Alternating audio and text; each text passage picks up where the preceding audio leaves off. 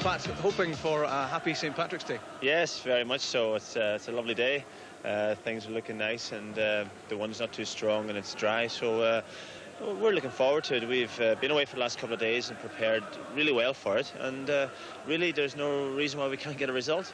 The team's in good shape, 10 games unbeaten. Yes, and we haven't lost goals. I think we've only lost 1 goal in 9 games. So really, at the end of the day, everything's going well for us. And if we keep the head, and I know it's a big atmosphere, and it's very difficult to organise and shout when you're on the park. So we've done our homework before the game. So let's hopefully everybody's tuned into it, and we will do the right things on a day and get a result. Is there a similar feeling to last season's cup tie 13 months ago? I suppose so. We have got to 1 today, and Rangers got to 1 too. They haven't won the cup for 10 years, which is a long, long time. We've been fortunate to win it over, in my 10 years, about 4 or 5 times. And so today is, there's pressure on both teams. The team that probably can settle quickest, and will probably go on to win the game, I think. Yeah, I don't think there's any doubt it's going to be a good game. I'm sure it's going to be fast and furious. All the ones that I've played in and seen before have been of that sort, so I should imagine this is going to be very much the same. Hopefully it can settle down to a game of football so that the supporters can actually enjoy a good game. What's been your experience so far of the Old Firm fixture? I think I've played in something like 6 or 7 of these now, and each one has been pretty well much the same. As I said, they're very, very competitive, but the thing is, there's so much at stake for both clubs. Neither side wants to get beat, and if you do get beat, it sort of sticks around, hangs around in the air for a considerable amount of time. So if you can get the result, that's all well and good. The thoughts of Pat Bonner and Trevor Stephen on this afternoon's big match. Good afternoon to you from Celtic Park. Live coverage coming up of this afternoon's Tennant Scottish Cup quarter-final between Celtic and Rangers. It used to be said, of course, that Celtic and Rangers were never drawn together in the Scottish Cup. Well, the events of the last 2 seasons have certainly disproved that theory. This is the 2nd consecutive year in which the pair meet short of the semi-final stage. It's not perhaps the best afternoon for football. It's a little bit overcast. We've had some rain, we've had some sunny intervals.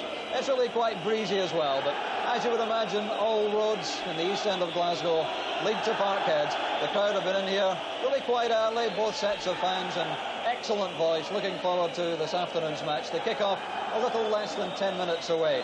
And if you believe in omens, then Celtic should start favourites, because this is their 38th meeting in the Scottish Cup. Celtic have won 18 and Rangers 11. The last 4 meetings between the two in the Cup have all finished with the same scoreline. Celtic 1, Rangers 0. And in fact, Rangers haven't beaten Celtic here in the Cup since 1905. Whether that's of any significance at all, we'll find out in the course of the afternoon. Well, I'm joined here in our Parkhead studio by 2 players who, of course, have great experience of those meetings, Davy Cooper and Murdo MacLeod. Now, Davy, let me come to you firstly. It's been said that Celtic need to win this match more than Rangers. Do you agree with that? Yes, I think so. I think they need to take something out of this season. But Graham Souness has got a treble to go for as well, Dougie, so he'll be pushing hard to get that. I think it'll be very tight game. You've both been reminiscing about previous Old Firm games, Murdo. We've had 3-all draws and even 4-all draws in the past. Do you see a lot of goals this afternoon? I think there's so much at stake. It will be a good game today, and I think there could be a lot of goals. It's ideal conditions for maybe mistakes made at the back. There's a high wind blowing just now, so there could be a lot of goals today. Let me briefly get a prediction from you then. Davy, who do you fancy? I don't think there'll be a lot of goals, Dougie. I think Rangers will win it by the odd goal. Murdo? I'll go against Davy. I think Celtic's got so much at stake, everything to play for. I think Celtic will win today. There we are. We've got disagreement already. We're looking forward to the game. Let's join our match commentators. Delighted that we've got Alex McLeish with us in the commentary position, and alongside him, of course, is Jock Brown. Atmosphere inside the stadium, and the conditions looking difficult and blustery. Alec McLeish, the captain of Aberdeen in Scotland, sitting beside me. I think, Alec, you may have preferred to be in the dressing room rather than up here tonight. Yes, definitely, Joe. At this stage of the game, at this stage of the proceedings, the lads will be in the dressing room, geeing each other up. There'll be a lot of shouting going on. Certain players like to shout, and a couple of the lads maybe going to a wee shell, but sometimes a little joke in the dressing room cuts the ice a little. So there's the Celtic support there waiting for the arrival of the teams who will come out together. But there is the Celtic lineup for this afternoon's match. Significant changes made there in the sense that at the back, Darius Dubček is playing. Chris Morris, of course, is suspended. Mark McNally is on the bench beside Andy Walker. So it will be interesting to see what tactical formation results from that lineup. It may well be that Dubček will play as a sweeper behind Paul Elliott and Derek White, with Peter Grant joining Paul McStay and Tommy Coyne, Paul McStay rather, and John Collins in the middle of the field. We'll soon see when the pattern of the game is established. So the Rangers supporters over to our left principally. 53,000 people, remember, inside this stadium this afternoon. And the Rangers lineup shows one or two surprises. There's no John Brown, no Nigel Spackman, and no place in the 13 for Ali McCoy. So Stuart Monroe makes his comeback at left back. Scott Nisbet is playing there at number 5, who'll probably play in central defence. And Ian Ferguson comes back to play in midfield, effectively perhaps replacing Nigel Spackman. But the big surprise, though, is the fact that Ali McCoy is not listed, and that suggests, I think, some question of an injury sustained in training. So we've had a couple of looks there at the teams, Alec. Any surprises there for you? Well, obviously the big talking point is the fact that Ali McCoy isn't in the 13, and it looks as if he probably does have some sort of an injury. The Celtic formation, the fact that Peter Grant's come back into the scene recently, it looks as if he's there to bolster the midfield a bit and thwart the threat of Mark Walters possibly. So the last tense minutes before this 5th Old Firm meeting of the season. Just passing now. The supporters have been in there in excellent voice for some considerable time now, and they can't wait for these players to take the field. They'll come out together, led by this afternoon's referee, Dr. Andrew Waddle, and the respective sets of supporters exchanging defiant chants as normal in an Old Firm match before the game. So a sea of colour, green and white at one end, red, white and blue at the other, and these supporters not yet perhaps aware of these changes in the Rangers side. Celtic with a full complement of players to choose from. Rangers having these late injury problems, and that may have some bearing, Alec, on the way the game unfolds. Well, yes, I think the onus is very much on Celtic today because of the fact that by their standards it's not been the best of seasons for them, and they see the Scottish Cup as the lifeline, and for that reason I think they'll come out with all guns blazing. Well, a word too, Alec, about the playing surface. It looks a little bare in patches, but fairly flat. Will that make any bearing on the outcome? No, the pitch looks in good condition. It doesn't look as if it's too heavy. There is a bit of drizzle at the moment, but it looks as if it's stood up quite well to the recent bad weather, and looking forward to a good game. Yes, the rain has just started to fall here at Celtic Park. It had been blustery and overcast until now, but now the supporters being faced by this downfall of rain, with a fair number of them exposed to the elements. But the Rangers fans certainly in excellent heart going into this match, although all the recent history suggests that Rangers have some problems to overcome. It's the 3rd year in a row that Celtic and Rangers have met in the Scottish Cup, and the previous 2 matches have ended 1-0 to Celtic. Dougie Donnelly has told us about the long time which had elapsed since Rangers came here and beat Celtic in a Scottish Cup tie. That was back in 1905. But that roar signals the arrival of the two teams. So led there by the match referee, Dr. Andrew Waddle. On his left is Richard Marzek from Edinburgh, the linesman, and George Kerr from Larwood is the 3rd official. So these players have been waiting a very long time, it seems, for this moment. And there's the welcome from the Rangers supporters.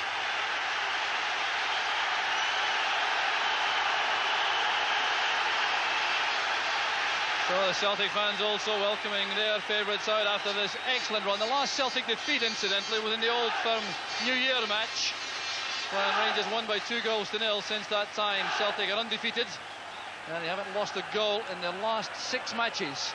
So that is very impressive form to bring to this afternoon's cup tie. And the key man in the middle of the field for Celtic will be John Collins, justifying that £920,000 transfer fee from Hibs in the close season. So the two skippers, Richard Gough on the left, Paul McStay on the right. International teammates, of course. And undoubtedly likely to be two of the most influential players on the field. Andrew Waddle is a 40-year-old pathologist. It's his 13th season as a Grade 1 official. He's been on the FIFA list for 3 years. And if this match goes to a replay, he will not be able to officiate because he will be in the Bernabeu Stadium refereeing Real Madrid against Spartak Moscow. And Joe Miller has enjoyed an excellent spell of form. His transfer from Aberdeen cost £650,000 in 1987. So the waiting is almost over.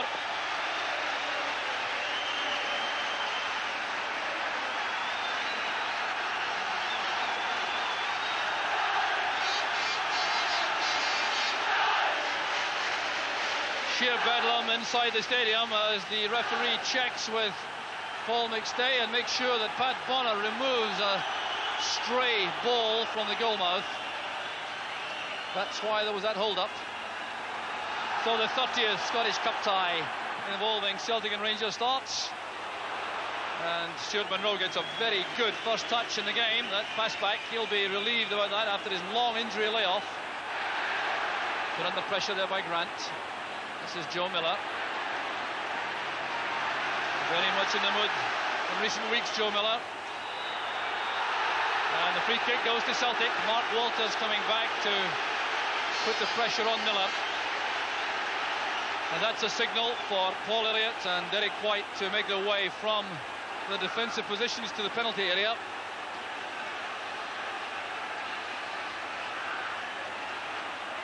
It's played in by Grant. Hurlock did a touch. Back there to Collins. That was blocked by Trevor Steven. And there goes Haitley on the run. Well tackled by Grant. Well, it's the kind of frantic opening which we've come to expect in Old Firm matches. Pat Bonner taking some time to calm things down. Maybe one of the calmest players in the field, regardless of what's happening. A long testing ball for Nisbet. He does well for Rangers. Breaks from Rogan to Stephen.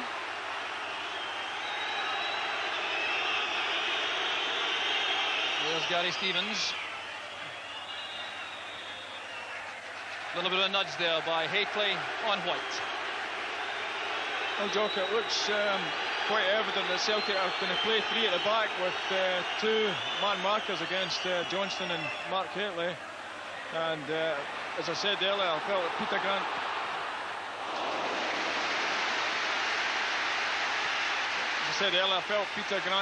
might be detailed to pick up Mark Walters, and it looks as if that's the way things have started. But a good opening start by Celtic. So Elliott going up with Haitley. That will be a fascinating contest this afternoon. McStay playing it back towards Elliott. Johnston trying to come across the big centre half. And this time the foul goes Rangers' way. So Scott Nisbet playing on the right side of Richard Gough in central defence. When John Brown plays, Richard Gough plays on the right with Brown on the left, but his versatility established by his switch to the left.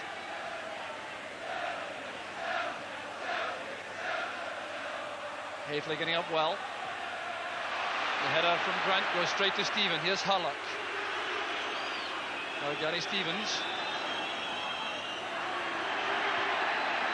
Stephen under pressure from White, does well. Dub checks clearance, falls straight to Hurlock. He's tackled well by Collins. Here's Tommy Coyne. Trampled there to the ground by Hurlock, and the referee, right up with play, steps in. Looked for a moment as though Tommy Coyne may react angrily to that challenge from Hurlock. Well, the message from referee Waddle is very clear to Hurlock. Clearly believes that challenge was overzealous. I think Tommy Coyne just stepped across Terry Hurlock's path there, Jock. I don't really think it was that bad a foul. Well, Terry Hurlock was already getting some special individual treatment from the Celtic supporters. That'll guarantee some more, I think. Here's Joe Miller. Cleared by Monroe. Well, these opening minutes crucial, of course. If either side could draw first blood in these opening exchanges, it would make a huge difference to the way the team would settle. Here's Mark Walters. Good layoff from Haitley. Ian Ferguson playing it forward. It's too far ahead of Trevor Stephen.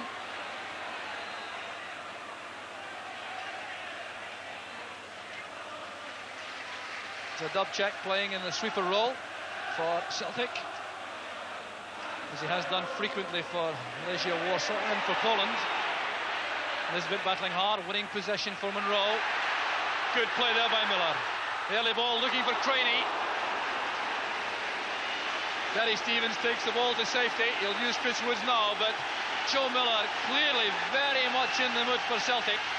He's had a superb start to the game, as we'll see from this bit of play when he robs Stuart Monroe and angles this in, looking for Jerry Craney, who was just out of reach. Yeah, it was a brilliant ball Joe played down there, and it definitely does look in the mood. He's been playing very well in recent weeks, a new lease of life, and he's starting to justify the big money that Celtic paid for him.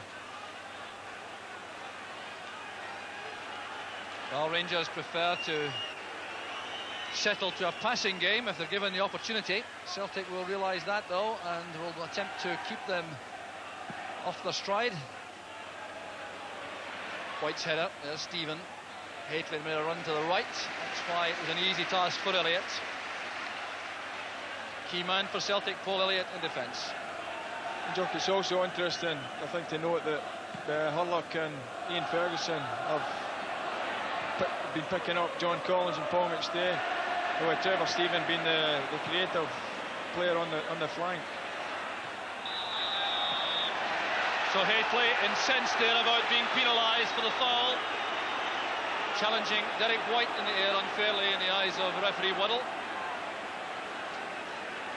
The referee handling his first Old Firm match. Well, one thing's for sure, Jock, you won't get a free header when Mark Haitley's around, that's for sure. Coyne got a touch, there's Craney! Celtic are ahead! It's Jerry Craney in the 6th minute of the match. It's the perfect start for Celtic. Craney gets his 10th goal of the season, but he owes this to Tommy Coyne, who got that good head flick, allowing Craney to get there ahead of Nisbet and leave Woods without an athlete. Absolutely brilliant goal by Craney. A brilliant leap by Tommy Coyne under pressure from Richard Goff, but Craney's made a run just off shot there and fired an unstoppable volley into the bottom corner. Brilliant finish. Well, what a start for Celtic. They certainly have been a more impressive side of the opening exchange, but Jerry Craney, who had a blistering start to the season, then had a little bit of a lull, is now right back to that early season form. I think Richard will possibly a wee bit disappointed they didn't win that ball in there against Tommy Coyne there. Well, Tommy Coyne, who has so frequently been the goal-scoring hero for Celtic, has turned goal maker to tremendous effect for Celtic. Paul Elliott doing extremely well. I think he had a call there from Pat Bonner to turn it back. The early ball released long there. Goff under intense pressure from Craney. Pressure which results in a free kick to Rangers. Well, Richard Goff, normally so accomplished in the air, would expect to win that kind of high ball from Tommy Coyne 9 times out of 10. That was the 10th though, and Rangers now have a major task ahead as the Celtic supporters get into full voice.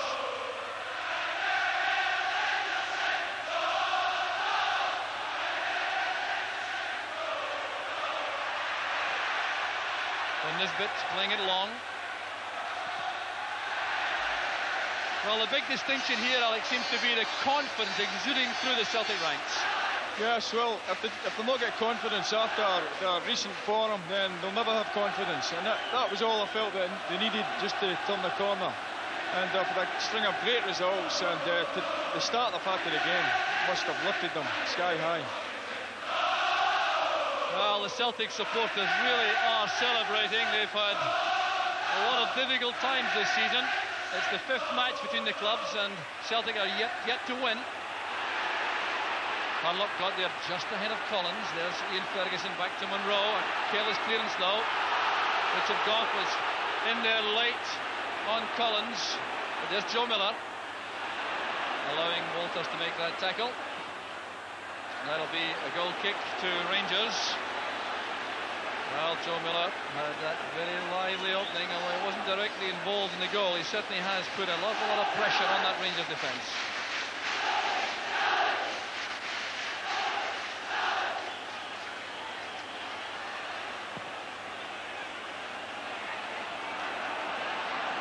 Gately got the finest of touches there. Good play by Nisbet. Stevens to Harlock. A long high ball looking for Johnston, who is very good in the air, and Haitley went in late there on Dubček, who took a hefty knock. Walters there bringing down McStay, and referee Andrew Waddle is clearly going to be a key man this afternoon. The intensity of the challenges has increased since that opening goal. Goff going in firmly on McStay. Grant picks out McStay. Gary Stevens remaining cool under pressure there with a headed pass back. Just come back to the goal, Joe. It's something that our management team are always preaching to the young lads, to try and anticipate things. Jerry Craney anticipated that Tommy Coyne would win the flick on. He took a chance and it fell right for him. So the tackle there made by Peter Grant, who has the marking chore on Mark Walters.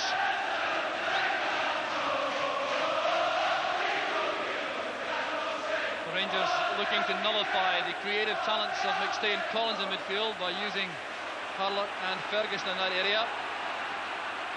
So Rangers for the moment one-man short effectively. It is Trevor Stephen who's down there. That's very much a matter of concern for Rangers, and he appears to be in a lot of distress. Well, there's the main creative threat perhaps from midfield for Rangers. Going to get some treatment now from the physio Phil Borsma. Yeah, looked as if Trevor has been given licence to roam about the midfield, and if in fact it's a bad injury, then it's a blow for Rangers. But at this stage, it's Celtic very much on top. The only problem they may have is that they may tend to go back a wee bit now that they've got into the lead, and that'll give Rangers a chance to hit the long balls. Well, let's see how this injury to Trevor Stephen happened. He's involved in the thick of the action here, trying to make that tackle. Now, that appeared to be a bad twist there as he tried to make that challenge in Joe Miller. Certainly no question of there being anything other than an accident there. And Stephen, not the kind of player to go down there unless there's a very good reason. It looks as though there's been some knee damage. Tommy Craig on the Celtic touchline there, just making sure that everything is as he and Billy McNeil planned before the game. Well, this is ominous, there's no question about that for Rangers, and by the look of that reaction from Trevor Stephen to that test applied by Phil Borsma, Alec, it looks as though he may struggle to remain involved in the play. Yeah, it looks to be in some distress there, and it'll be a major blow if Rangers lose Trevor Stephen. McCoist already is out, and they can ill afford to lose Stephen. Well, there have been instructions ferried down from the director's box from Graham Souness towards Walter Smith. Remember, Graham Souness banned from the dugout, and he has now left the director's box to go down behind the scenes to speak to Walter Smith, who's left the dugout area, to discuss how to overcome this very severe blow to Rangers. The stretcher being brought to the touchline. Brian Scott, the Celtic physio, is also there to lend a hand. That's a very happy aspect of the whole affair. But the stretcher has been brought on, and decisions have been taken, I think, on the Rangers bench. There's going to be a change made. Trevor Stephen is going to take no further part in the match, it would appear, and it appears to be Peter Haustra who is preparing to come on. Paul Elliott there sportingly offering his condolences, I think, to Trevor Stephen, but that represents the second major blow of the match to Rangers. The first, of course, being the goal from Jerry Craney. There's Haustra coming on. So that will involve some reorganisation of the Rangers ranks. It looks as though Mark Walters has crossed to the right side of their midfield. He'll perhaps take on the role which was initially laid out for Trevor Steven. Here's Johnston. Monroe. The tackle there came from Grant, and Joe Miller has come a long way back to help in defence. Celtic look very hungry and eager, Joe, and whenever we come to Parkhead, we always say if you can weather the storm, Celtic come all out at you in the first 5 minutes, and you're halfway there. Well, Celtic certainly are renowned for their blistering starts to matches, but on this occasion they have capitalised with that opening goal. Mark Hafley clashing there with Derek White, the referee quite content that that was a fair challenge. Harlock playing it a long way back for Gary Stevens, who gets some advice from Chris Woods. Good play by White. Walters looking for Hafley, that's a fine header. Harlock releasing the ball early. Ian Ferguson doing very well indeed there for Rangers, but so too did Paul Elliott for Celtic. Well, the referee has given the free kick, much to the anguish of Joe Miller and the Celtic supporters. He had got the better of Stuart Monroe there, and the advantage rule could well have paid off for Celtic. Yeah, I think the referee just blew his whistle a wee bit soon there. Probably thought that Joe was going to be held back, but he shrugged out his marker off. There's Monroe's header, goes McStay. Hallström, his first involvement in the play.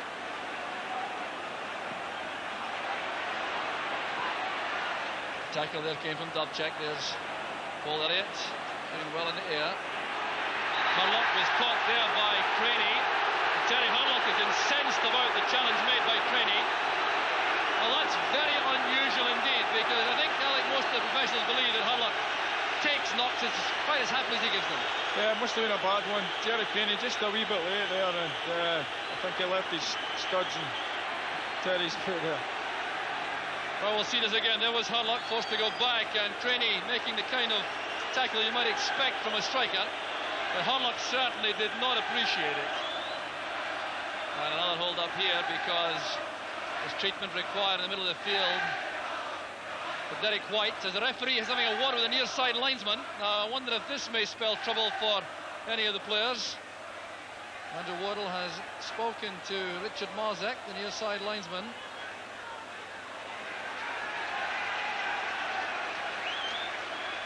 The result of that, quite simply, has been that the referee's had a word with Maurice Johnston about pulling his socks up, I think. That seemed to be the only outcome. Nisbet's free kick. Won by White from Goff. Well, Celtic will undoubtedly be anxious to settle on this lead. A bit of a tactical dilemma, but whether to keep pressing forward, looking for another, or to make certain that they can hold on to that goal scored by Jerry Craney. Mark Walters is taking the Trevor Steven role. He's probably been told to roam about and try and use the space. He started down the left, but he's moved inside now, Joe.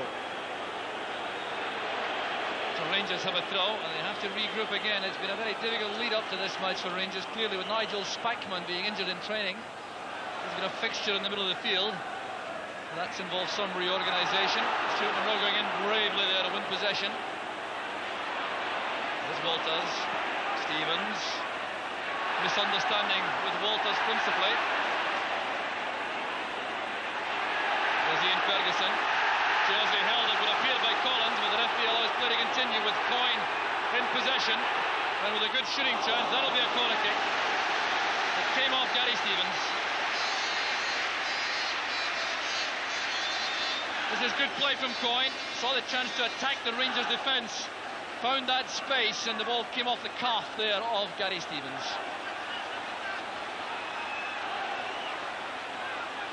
So Celtic maintaining the pressure on the Rangers defence. John Collins will take this. Elliott coming to the far corner of the box to attack the ball. It was a very good defensive header by Johnston. Well headed away by White for the goal kick, but how well Maurice Johnston did there to get up alongside Paul Elliott and prevent a clear header for the big centre half. Yeah, well, that corner there, I think Rangers have put Gary Stevens against Paul Elliott, which is very unusual. I would have thought that it would have been Richard Goff or Mark Haitley. Paul Elliott winning another good high ball there for Celtic. Elliott, something of an inspirational figure in the Celtic ranks. Plays with such energy and enthusiasm.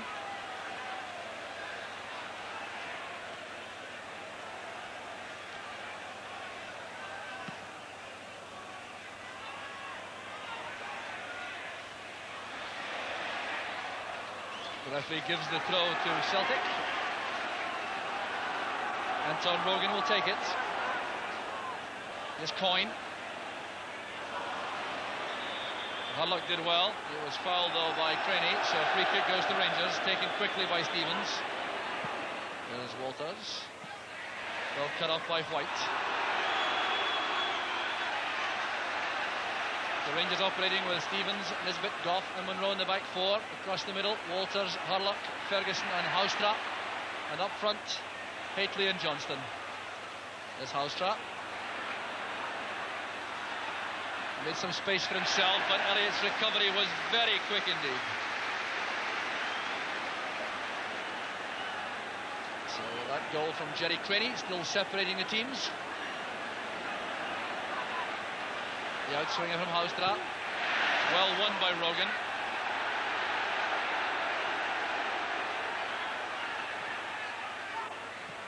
Scott Nisbet's header. Here's Walters. He's offside. Ends that Rangers move. But the reorganisation of the Rangers ranks taking a little bit of time with these enforced alterations. But principally, though, the removal early of Trevor Stephen causing a problem. Scott Nisbet is listening to advice from Richard Goff in central defence. Houstra will be an important player for Rangers in the sense that he'll have to try and get behind the Celtic back four and get crosses in and good service in for Mark Haitley and Maurice Johnston. He's really at his most effective when he's getting behind defenders and putting good crosses in. Excellent cross of the ball, but will the Celtic give him the room? Then we'll have to wait and see. Well, Peter Grant started the match marking Mark Walters. He's now doing the same chore on Peter Houstra, while Anton Rogan has been given the task of looking after Walters, who's on the Rangers' right. Johnston's header, there's Haitley. Hurlock to Stevens.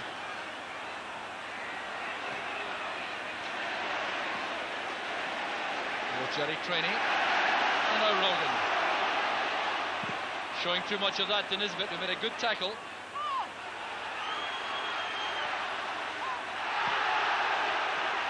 Well, the referee was very close to that exchange between Hurlock and Collins. As Celtic break again. Craney taking too long about the pass intended for Miller, allowing Ian Ferguson to step in.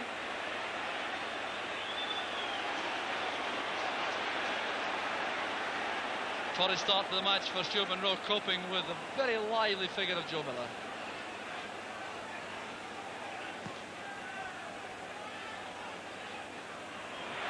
Fine header again by Elliott, and Miller is in behind Monroe. This is promising for Celtic. Craney and Coyne wait in the middle. Good covering play there by Gary Stevens. Celtic looking so menacing, especially on that right flank. Good early ball there by Joe Miller, Jock. The Rangers defence coped with it well. But little Joe Miller is causing Celtic, the Rangers defence a lot of problems. Haitley's header, there's Houstra, cross goes Paul Elliott. Very decisive. So he's doing the marking job on Mark Haitley principally, with Derek White on Maurice Johnston. Dub check the spare man at the back, allowing Peter Grant and Anton Rogan to push forward wide in the midfield, where McStay and Collins have the task of looking after the middle of the field. There's going to be a little bit of hold up here. Peter Grant is getting some treatment. I'm sure the referee was quite content to allow that hold up to let things settle down a little. It hasn't been a quiet moment of the match right from the start. And a free kick given there for that tackle on Haustra. Peter Grant is a player penalised. So we're past the midway point in the first half now. If you just joined us, Celtic lead by a goal to nil. Headed away there by Coyne. Here's Monroe. Good header by White, but it's straight to Walters. And Joe Miller clearly believed that was deflected by Walters. It should be a goal kick. Referee Waddle disagrees. So corner kick it is to Rangers. Nisbet's gone up with Richard Goff. Haustra with the outswinger. Came off the head of Rogan. Not a very good clearance there by Joe Miller, but Harlock's pass intended for Monroe put him under pressure. He left the full back with no option. Celtic are playing and tackling, Doc, as if it's their last game. They're chasing every ball, hurrying Rangers into mistakes, and the front two are working really hard, especially Tommy Coyne. That long ball intended to release Jerry Crenny through the middle, but good cover provided by Gary Stevens, who came across to support his central defence. Crenny the goal scorer in 6 minutes.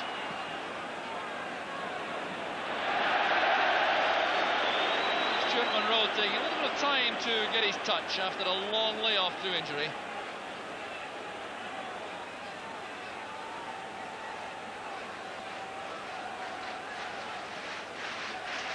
Rain still falling steadily here at Celtic Park. The wind appears to have dropped rather. Collins doing well under intense pressure provided by Harlock. McStay finds Rogan. Rogan wants to make for the byline, but Gary Stevens is very quick.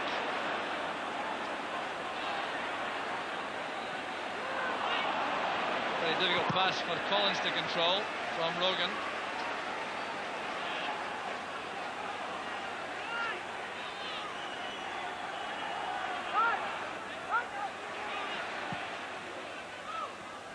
Gately's layoff, there's Walters.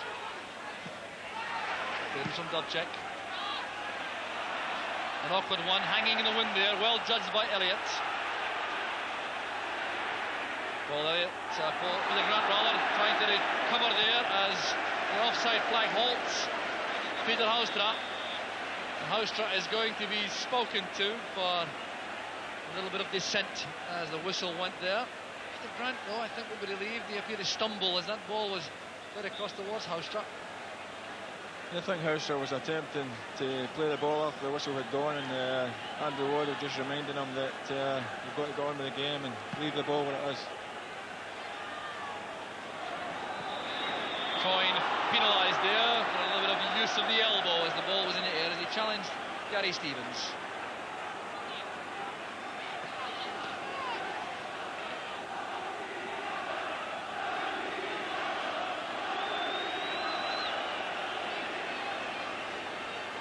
Nisbet with a free kick.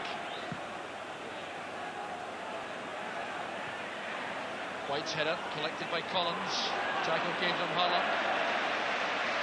Anton Rogan clearly was well aware of his positioning there as he let that ball run for the goal kick. Well, like tactically, is it a question of Celtic looking for a killer second or making certain to give nothing away?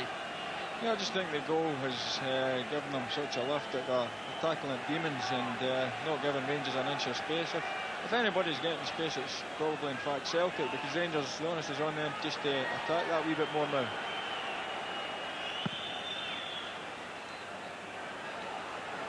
Crenny trying to control the ball. That did appear to be handball, but the referee decides it was accidental.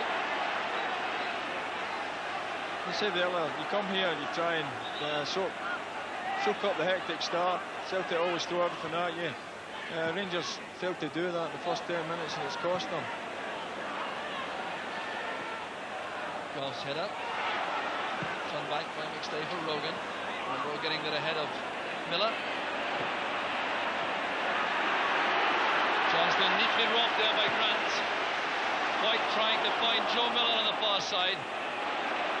Good play defensively though by Stuart Monroe. Stuart Monroe in past confrontations with little Joe Miller has done very well. Possibly today is just lacking that wee bit match fitness, and maybe that's giving Joe the edge. Well, you can be sure that Monroe will stick to the task. There's Craney. Miller playing it back. There's Grant playing it in low towards Collins. Ian Ferguson's clearance. Fine ball from Haitley. The layoff releases Walters.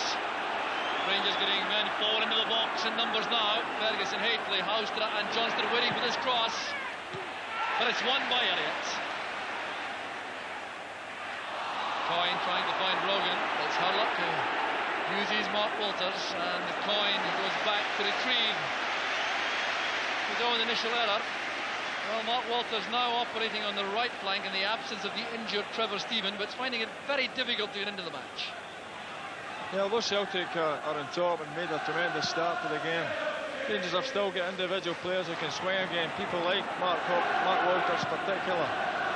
And one flash of brilliance for him could turn the game back Rangers' way. But right now, Joe, Celtic are well on top. An awkward spinning ball there for Goff to cope with. He read the spin well, though.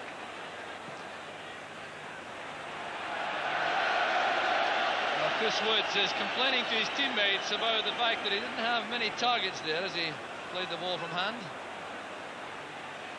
Very agitated this afternoon, Chris Woods. Clearly unhappy with his teammates' performance ahead of him. He certainly had no chance at all with Jerry Craney's goal. Walters is the culprit. It's a free kick to Celtic.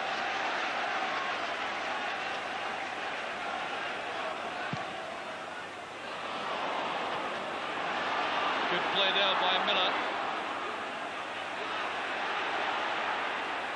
Helped by Rogan. There's Coyne.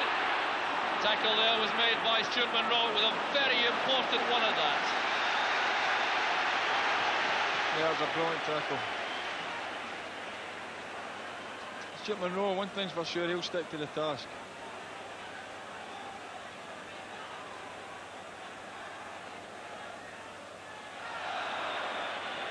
Haitley penalised. Leaning in there as he tried to get his head to the ball.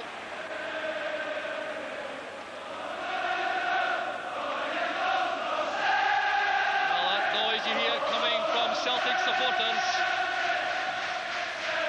Well, after the troubles of the early part of the season, this is an occasion they appear determined to enjoy. That applies also to the players. Clash of heads there, Collins and Hurlock. Collins is penalised.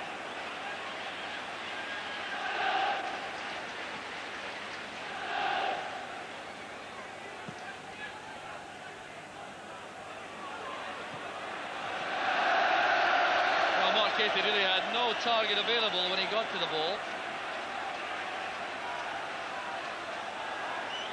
Yeah, they seem to be trying to hit Mark Haitley with a long ball. Maybe just a wee bit too much. Maybe they ought to think about trying to build things up a bit. But building things up made much more difficult by the absence of Trevor Stephen and Nigel Spackman from the Rangers midfield. Stay to Elliott. And Walters left with no option but to play that back to Chris Woods.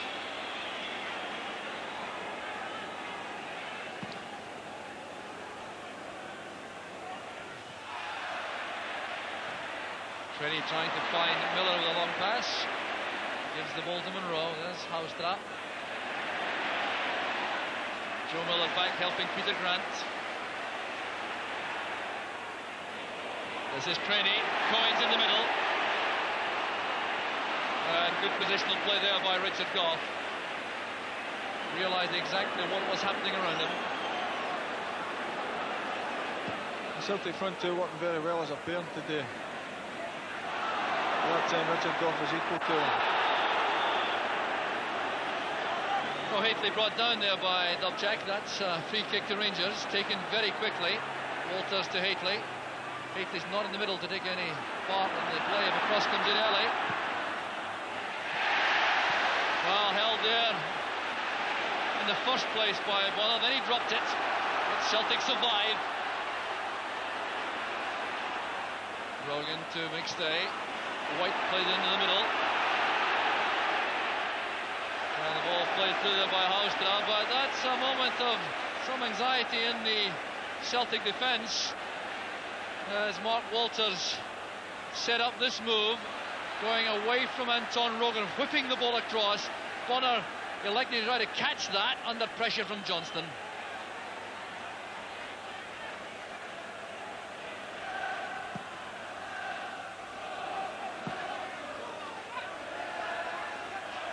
The block there by Stevens. Good running by Coyne to collect the throw. Monroe intercepts, then straight into Grant. Superb tackling by Grant. This is Miller, faced by Haustra. Fine wing play again from the Celtic player. Looking up now to play it across. A chance for Coyne. Well, you can see him there try to steer the ball carefully in under the crossbar.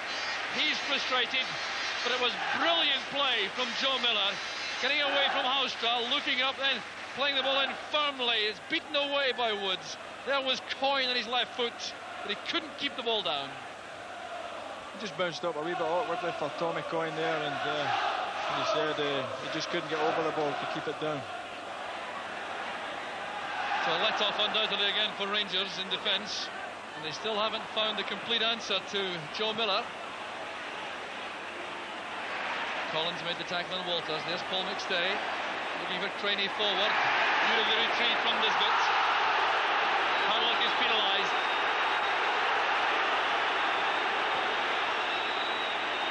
Well, there's some very, very tough tackling going on out there. Referee Andrew Waddle is keeping up with play very well indeed, and he certainly had to. But Jerry Craney in the first place appeared to do well here. Yeah, he won the ball well, but I felt Terry Hurlock won the ball in much the same fashion here. You know, maybe I was wrong, maybe he just clipped his heel there, but every time Terry is near the ball, there's a tremendous roar from the Celtic fans. Just poor Terry can't go near a Celtic player. Well, he hasn't been in the losing side against Celtic since his signing from Millwall early in the season for £300,000. Certainly is a favourite among the Rangers supporters. So Craney is back on his feet.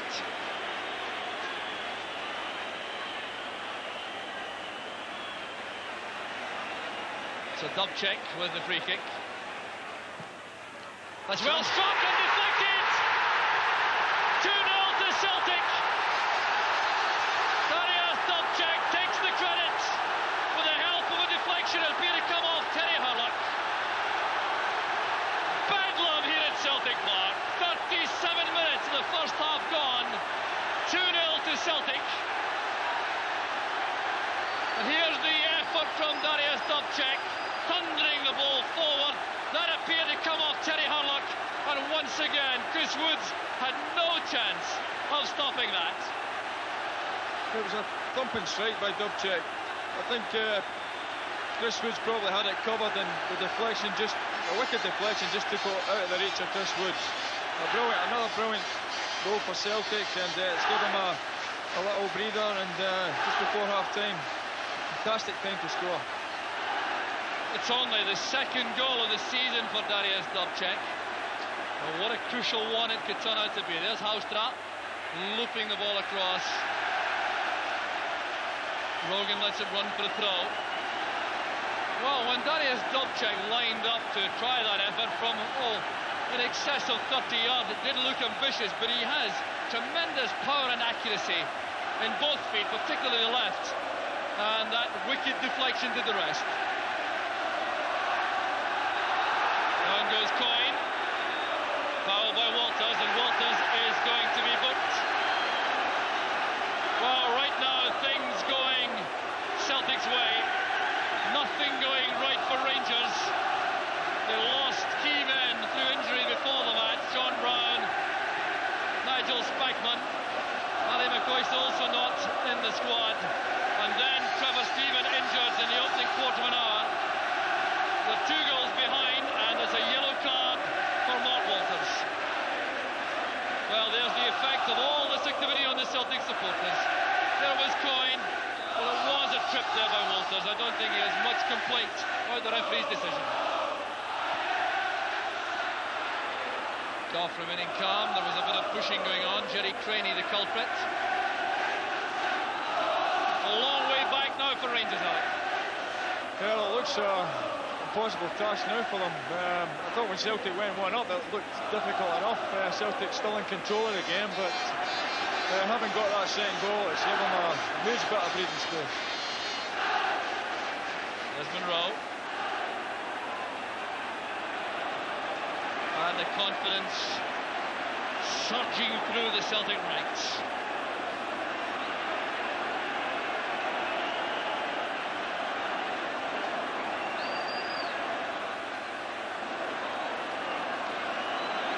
Turned back there by Nisbet.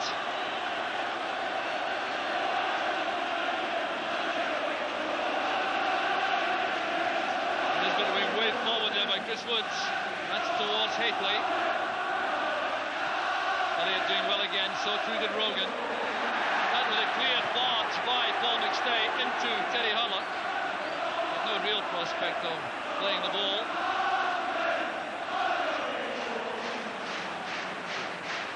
There's Mark Walters over the free kick. Playing it wide for Johnston. Walters again. Excellent defensive play there by Celtic. Here's Coyne on the break. He has Craney to his right. McStay supporting. Miller also coming from the right. There's Craney. And another sweeping move from Celtic, which opened up the Rangers' defence. That could so easily have been the third. Brilliant play from Coyne, then from Craney. And what a striking partnership they are turning out to be. Well, certainly in this confidence, the confidence the Celtic team are showing, they look unstoppable.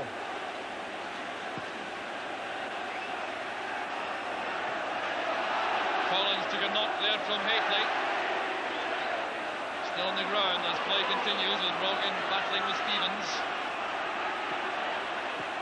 Walters helping Stevens. Tackle came from Rogan. Chased there for Coyne, but Nisbet is there well ahead of the Celtic striker.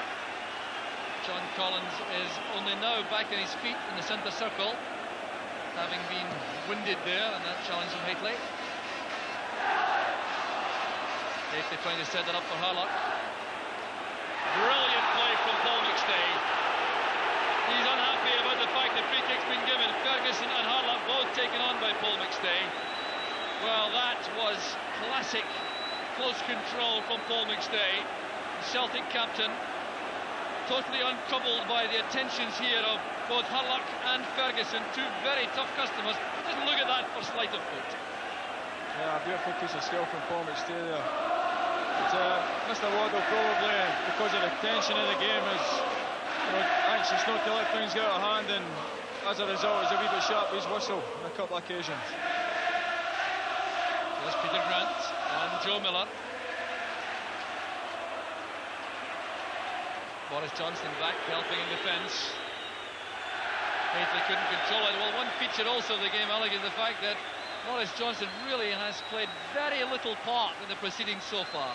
Yeah, well, most of the balls that Rangers have played are from back to front to the head of Mark Hateley, and Johnston's been closely shadowed by his masters, and he's not really had a look in. He's now starting to go a wee bit deeper to try and get the ball.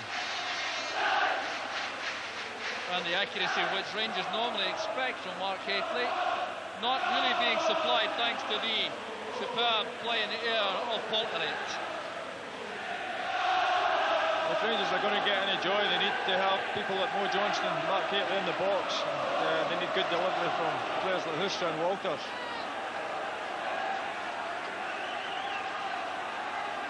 Stevens now with the throw.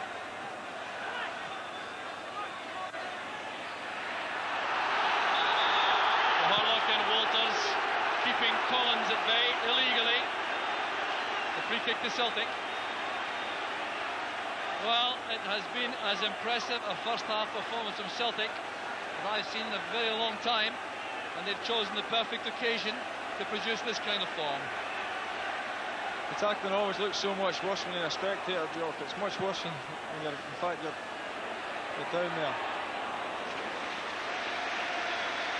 So Rangers survive that Dubček free kick.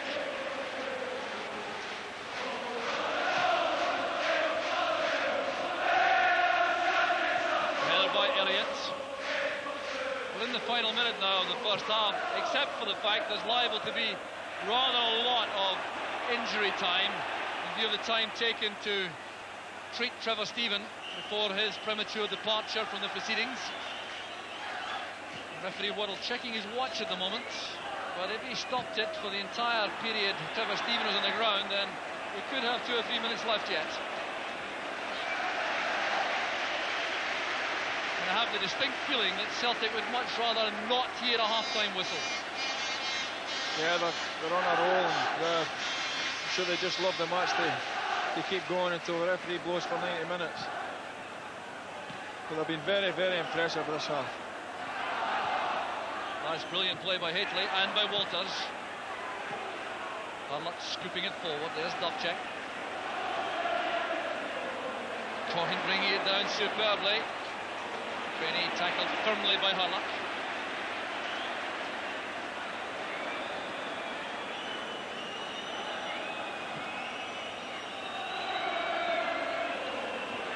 Header by Elliott. Harlock across to Stuart Monroe. Interception by Grant. Here's Paul McStay. Chance for a late flourish perhaps in the first half from Celtic. Disappointed with his pass.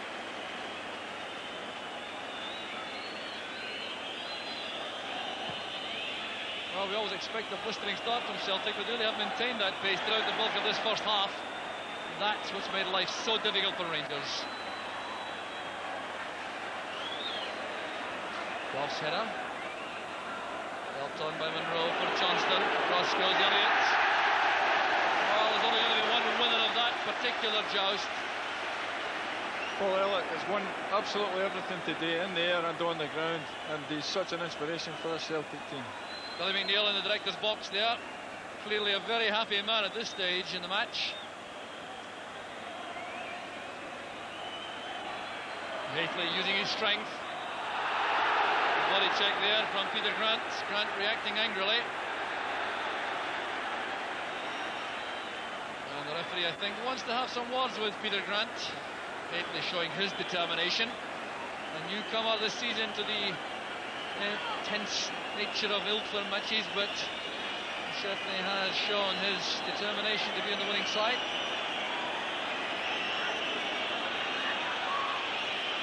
Late chance in the first half for Rangers. Comes across from Walters. There's Johnston. Swept away by Derek White. He had to be careful with that clearance. Could so easily have sliced that into his own net. So a corner kick for Rangers. Well into injury time now in the first half. We've had fully 2 minutes plus. And that reflects the time taken for Trevor Stevens' injury. There's Houstra's corner. It was missed there by Bonner. Goal kick's been given. Well, let off without question for Pat Bonner and for Celtic. And Maurice Johnston is in trouble here for his vehement complaint to the referee about the fact that a corner kick wasn't given. A yellow card now for Johnston. Well, this corner kick had Bonner committed. He flapped rather at the ball. There was Paul Elliott, and I think Johnston thought that was dangerous play by Elliott, lifting his boot too high. Yeah, I felt the Rangers player surrounded the referee, indicating that Elliott had been too high with his boot, and Mo obviously protested just that wee bit too long and too loud. So referee Andrew Waddle brings a sensational first half to an end, having played 3.5 minutes of time added on. There's the applause from the Celtic supporters with a half-time scoreline of Celtic 2, Rangers 0. The first goal scorer was Jerry Craney in 6 minutes. going on to a head flick from Tommy Coyne to drill the ball beyond Chris Woods. And then in 37 minutes, there was another magnificent goal with a bit of luck this time. Darius Dubček with a 30-yard free kick deflected by Hurlock beyond goalkeeper Chris Woods. So off goes Andrew Waddle, the referee, and there seemed to be some tension there in the tunnel area. But what a great first half from Celtic. Yeah, Celtic were absolutely brilliant in the first half. Joe Miller, particularly Tommy Coyne, Jerry Craney. 2 great goals. Dubček, but a little bit fortunate by the fact that fans enjoying themselves. So Celtic undoubtedly taking the honours in that incredible first half. With that, I'll hand you back to Dougie Donnelly with Davy Cooper and Murdo McCarthy. Yes, what a cup tie it has been. We were talking before the game, Davy, Murdo, about which team wanted to win it more. And on the evidence of the first half, it seems to be Celtic, Murdo. Yeah, I think they showed in the first 5 minutes how much they wanted to win the game. They won every 50-50 tackle. They were first to the ball. They put the Rangers defence under tremendous pressure. I said to Dave after 2-3 minutes, this is going to be Celtic's game, and it's turning out that way. David, Rangers looking really rattled by the Celtic approach. Yeah, Celtic came out and they looked the better side right for the word go, and it was no surprise when they went into the lead. I've never seen the Rangers back four been so exposed at times. The front three for Celtic have been marvellous, and they really deserve to be ahead. Yeah, it's right through the Celtic team, Murdo, but particularly in midfield, I think, where Celtic seem to be winning everything that matters. Yeah, I think Celtic are going and winning the ball early and playing the passes forward early. The Rangers midfield just now are tending to try and stop the ball and look for passes, and it's not on just now. The game's been played at such a fast pace, and it's suiting the Celtic team just now because they're working harder. Well, let's take a look back at some of the incidents in that first half then, and Celtic, as we said, made their intentions clear very early on, and Joe Miller in particular looked very much in the mood today. Here's this early run by Joe Miller, which already had the Rangers defence under pressure. Davy, as a winger yourself, you've obviously got to admire the danger that Joe Miller carries. Yeah, he's been playing marvellous today. He's given Stuart Monroe a real hard time. He's getting to the byline 2 or 3 times and getting the ball across, and it's a surprise there's not more goals come off him. It's a difficult game, Murdo, for Stuart Monroe to come back into, really, isn't it? Because he must be lacking maybe a little bit of match fitness. Yeah, I think Stuart's just had a couple of reserve games since then, since his injury, but to come back against Joe Miller, who's probably playing his best game of the season for Celtic. Joe's played a fortnight ago at Easter Road and he was looking very sharp, and again today he's looking tremendous. The goal came after just 6 minutes, marvellous start obviously for Celtic, and again the goal came through a high ball which Richard Gough looked to be winning, Davy, but in fact Tommy Coyne got there ahead of it. Yes, I think Scott Nisbet actually was waiting for Richard Gough winning the ball, and he let Jerry Craney just get in front of him, but it was a superb finish, a great finish. Would you maybe criticise Scott Nisbet, Murdo? It seemed to perhaps be expecting Gough to win the ball. Yeah, I think with Richard's been so good in the air, I think Scott's anticipated Richard's going to win it. The Richards came, but Craney's got very well, Coyne's got very well. Again, Scott Nisbet's wrong side of Jerry Craney. A great finish. Here it is again. Very well won by Tommy Coyne. As we've been saying, Coyne and Craney up front particularly, David, they've linked well, they've worked hard, and Craney takes it very well, doesn't he? Yeah, they've been fantastic for Celtic. The front three have actually put them ahead at the moment by the 2 goals. They've been superb today. Another disappointment for Rangers, obviously, would be the injury to Trevor Stephen, who's such an important player for them, Murdo, and that really was now obviously what Rangers were looking for. Yes, he's a player that can maybe make Rangers play, get the ball down, make good passes. But to get the injury so early on in the game, it's going to be a problem. Now Rangers have had to go with the 2 wingers. In a game like this today, it's maybe not a game for having 2 wingers. Maybe an extra man in midfield would be better. Well, we're going to see this goal yet again for the Celtic fans watching particularly. Scott Nisbet very nearly gets the tackle in, but it's drilled away well by Jerry Craney. Peter Hoostra coming on for Rangers, Davy, who's obviously a skillful player, but maybe this is not this kind of game. Yeah, it's going to be hard now for the wide men. 2-0 down. They're going to look for a spark from someone. Mark Walters, I think, is the man they should try and get into the game. He's the guy who can get to the byline and get something across, or maybe Mark Haitley. But it's an uphill struggle for them now. If we take a look at the circumstances of Stephen's injury, in fact, it seemed almost to be self-inflicted, Murdo. I think he just seemed to catch his foot in the turf as he went down. There really wasn't very much contact, was there? He slid in here to make the tackle here. and he's caught his knee in the ground, his left knee in the ground, and stretched with his right leg. So I don't really know what the injury is, but it looks quite a serious one. Yes, he seemed to be in a lot of pain. It might knee ligaments or something like that, Davy. Yeah, well, hopefully it's nothing as bad as that, but he certainly took a bad one there. Paddy Bonner, you said before the game, there was obviously an important man. He's gone something like, 6 hours or something without losing a goal in the cup. Today, he's had a couple of little shaky moments, though, when he has been under pressure, hasn't he? Yeah, there was a couple of cross balls. Packies came out and not get punched it away as far as he would like to. This one here. Good cross in. Again, he caught it, and I think he's bumped against his own player, though. He's a wee bit unfortunate. But again, he's not been put under too much pressure today, so he's got to have been concentrated. Yeah, he's hit somebody there. Difficult day for goalkeepers, of course, Davy, isn't it, with that swirling wind as well.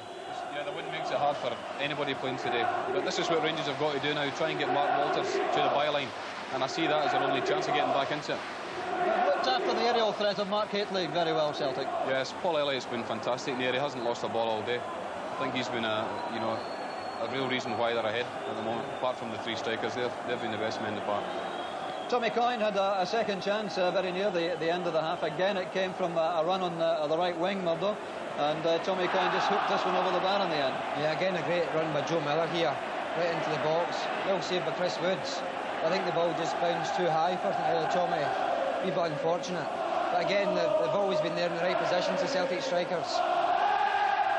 Maybe a little disappointment for Rangers too, David. There's not very much coming from midfield. They're definitely losing the battle in that area, aren't they? Yes, they are. Paul McStay and John Collins have played very well. They're just not letting Rangers back into the game at the moment, and they're finding it very difficult. First 15 minutes they'll have to try and get something back if they're going to have any chance at all. Yes, the opening stages of the second half shaping up as being very important, particularly after that second goal, of course, scored by Celtic with just something like 8 minutes left in the first half. And you've got to feel sorry for Terry Hurlock, baby, haven't you? Yeah, there's nothing you can do there. Chris Woods as well. The ball was a good shot, but Chris Woods would have got that comfortably.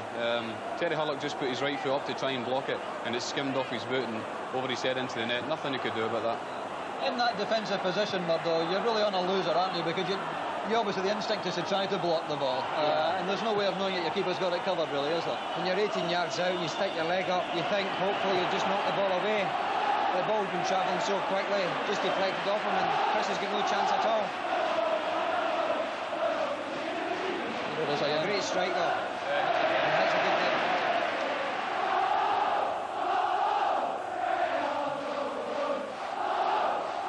He does strike it very well, Darius Dufty. He hasn't scored many goals for Celtic. It was always a good free kick, but I think it's... Well, we might not mark it in as an own goal, but certainly Terry Hurlock he doesn't want it for an own goal. I'm sure. Should have claimed it anyway, yeah. So 2-0 to Celtic, and the crowd behind us, we're at the Rangers end of Park. They've been in great voice through half-time. They're determined to try and lift the players as they sit in the dressing room. No doubt getting a very hard talking to by Graham Souness and Walter Smith. Can you see a way back for Rangers, David? I think it'll be very hard now. I think Celtic look to have the game in their grip, and I don't think they'll lose it now, no. Would you agree, Murdo? Yeah, I don't think there's any way back. I think the attitude of the Celtic players today has been first class. I think they'll start the second half the same, and it'll take them through to the end of the match. The first 15 minutes important, though, I presume. Yeah, obviously, I think Graham Souness will be telling his players to try and get a goal early on this half. If they get a goal early on, it could panic a few of the Celtic players, put them under pressure. But I think, again, Celtic back four's played so well. It doesn't look as though Rangers are going to score today. Well, there we are. That's the feelings of Davy and Murdo down here in our studio, and whatever, we're in for another engrossing 45 minutes of cup football, that's for sure. Celtic are leading 2-0. Let's go back out and join our commentary team, Alex McLeish and Jock Brown. Thank you, Dougie. Yes, a tremendous atmosphere inside the stadium. These Celtic supporters really savouring every moment of this occasion, and they will be mindful too of the fact that Celtic defensively are on a magnificent run. They've lost only one goal in the last 9 matches. I think that was scored, in fact, by Davy Cooper, if he recalls that. He may be able to confirm he scored for Motherwell in a 1-1 draw. But apart from that, they have gone 6 games since then without dropping a goal. And Pat Bonner has now gone 791 minutes of cup football since he last lost a Scottish Cup goal. And that was scored way back last season by Craig Brewster of Forfar in a third-round tie. So when you add all that together, Alec, it looks as though Rangers really have a monumental task. Yeah, well, you look at the game and you say, can Rangers change things to get back into the game? What can they do? But it just seems that I don't think that they can do anything, because Celtic are just so much on top of their game. Their confidence is sky high, and I just don't see any way past Celtic now. Now, what impact do you think, Alec, could the interval have on this? We just said before half-time that Celtic really wouldn't want the game to stop. Things are going so much their way. You've played many times in teams dominating a first half. Is there a possibility that the impetus goes during this 10-minute interval? Well, Celtic may come out and start knocking the ball about, maybe want to keep the ball, and that might be dangerous because it's alien to the way that Celtic play. But I'm sure that Billy McNeil will drum that into his troops, and Celtic will come out just as determined as they were in the first half. It looks as if it's going to be their day. Well, the start of this second half really is going to be fascinating. That reflects the rainfall here in Celtic Park, a very natty umbrella there on the terracing. And these Celtic supporters, having had so much misery to endure in the first half of the season, now enjoying as good a spell as Celtic have had for many a long day now, having gone 10 games before today undefeated. The last defeat in January 2 against Rangers by 2-0, and since then things have started to go right, and that front three, Alec, of Miller, Coyne and Crenny really appear to be now in devastating form. Yeah, well, Crenny's had a little barren spell midway during the season there, when it looked as if he was going to be a new wonder boy for Celtic. But he's got over that spell, and he's come back the last couple of games and played very well. And getting on the score sheet today will have done his confidence no harm at all. We'll just listen to the reception here for the Celtic players. They're going, in fact, to the Rangers end, Celtic players, for this second half. And a quick check around the two sets of players suggests no further changes having been made. Rangers still have Tom Cowan available to come on as a replacement, and Celtic have Mark McNally and Andy Walker, should they be required. Well, there's the man who scored that second goal for Celtic. We'll give that to him because it certainly was on target, although it may well have been saved by Chris Wood before Terry Harlock's intervention. So the second half about to start, and these opening 10 minutes or so really are liable to be crucial. Rangers looking for some return for effort in that period. Celtic will be determined to hold the lead. A third goal for them, of course, in that stage would surely make it a task which was beyond Rangers. So Haitley will be a key man. Here's Walters, still on the right. A stumble there, giving possession to Celtic, and that'll be a throw. This will be taken by Anton Rogan. Jock, you mentioned the Celtic front three, and I think it would be fair to mention Tommy Coyne, because he must be the most improved player in the Premier League. He's looking like a Celtic player, and he's justifying the money that Billy's paid for him. Still officially on the transfer list, hasn't been removed as yet. Opened the transfer list at any rate. But every passing week, boosting any transfer fee substantially, I'm sure Celtic now would be very loath to do without his services. Designated by White. Well, I think if he was going, he would be commanding a hefty fee. So here's Gary Stevens. Put under pressure by Coyne. He got left Crenny for his pass through the middle on his own. At the moment, Coyne going to the left with Miller on the right. There are some indications there that Celtic are tying things up a little. There's Graham Souness looking extremely pensive, as you would expect, beside John Gregg. David Murray, the chairman, behind. But there are indications, it would appear, Alec, that Celtic are just tying things up a little for this opening spell. Well, they've come out and they're still chasing the game. They're still chasing the Rangers players, putting them under pressure, just the way they did in the first half. Rangers will be aware that they'll have to step things up a bit if they're going to get back in the game. But something has to happen for them soon. Very sure-footed play once again from Paul Elliott, who's had a magnificent match in the heart of that Celtic defence.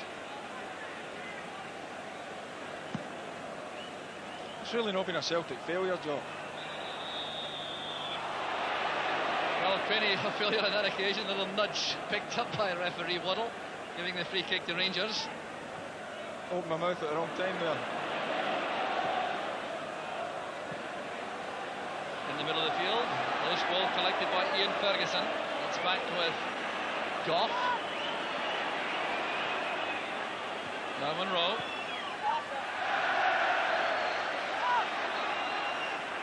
Throw taken quickly by House. There was a deflection giving Rangers that throw. Well, a correction made by referee Waddle. He now thinks it was a Celtic throw.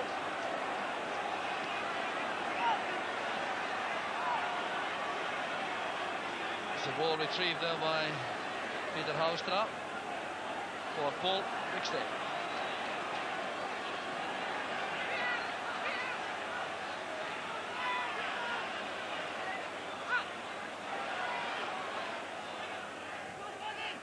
Coyne trying to help that on for Craney. Elliott again doing well against Hateley. These two players, of course, Elliott and Hateley, have sampled Italian First Division football. Hateley with AC Milan, Elliott with Pisa. Here's Goff. Now Monroe.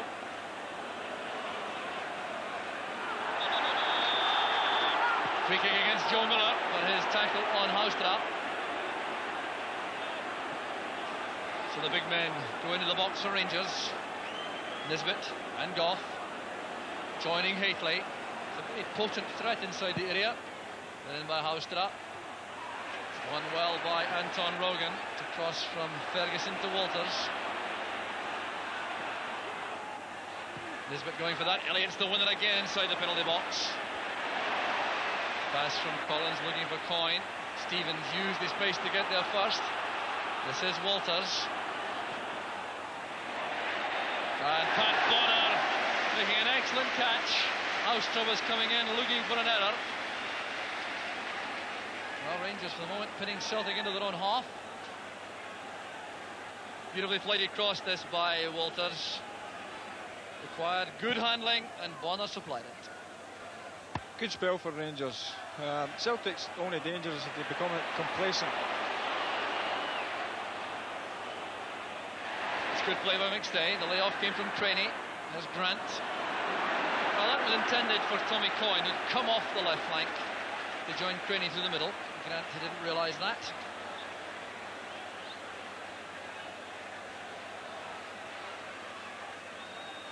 Tommy Craig out of the dugout with some instructions from the Celtic players.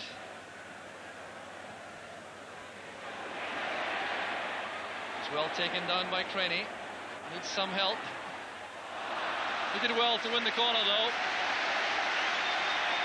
Craney, I think, is quite happy about that.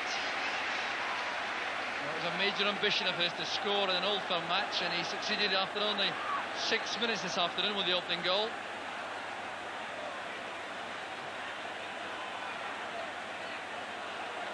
So John Collins will take this corner. Derek White has gone into the near post area. Paul Elliott at the far post, and the catch made comfortably by Woods.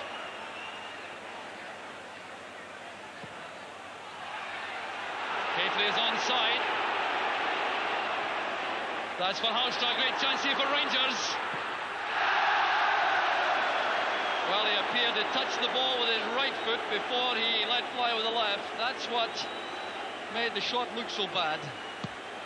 But Hateley certainly set up an excellent opportunity here for Rangers. So badly sliced wide of the target by Houstra. That could have made a big difference. Yeah, well, it looked as if the Celtic defence tried to play Mark Gately offside there from Chris Wood's kick out. They just get their timing a wee bit wrong, and they have to be careful that they don't fall into that sort of trap.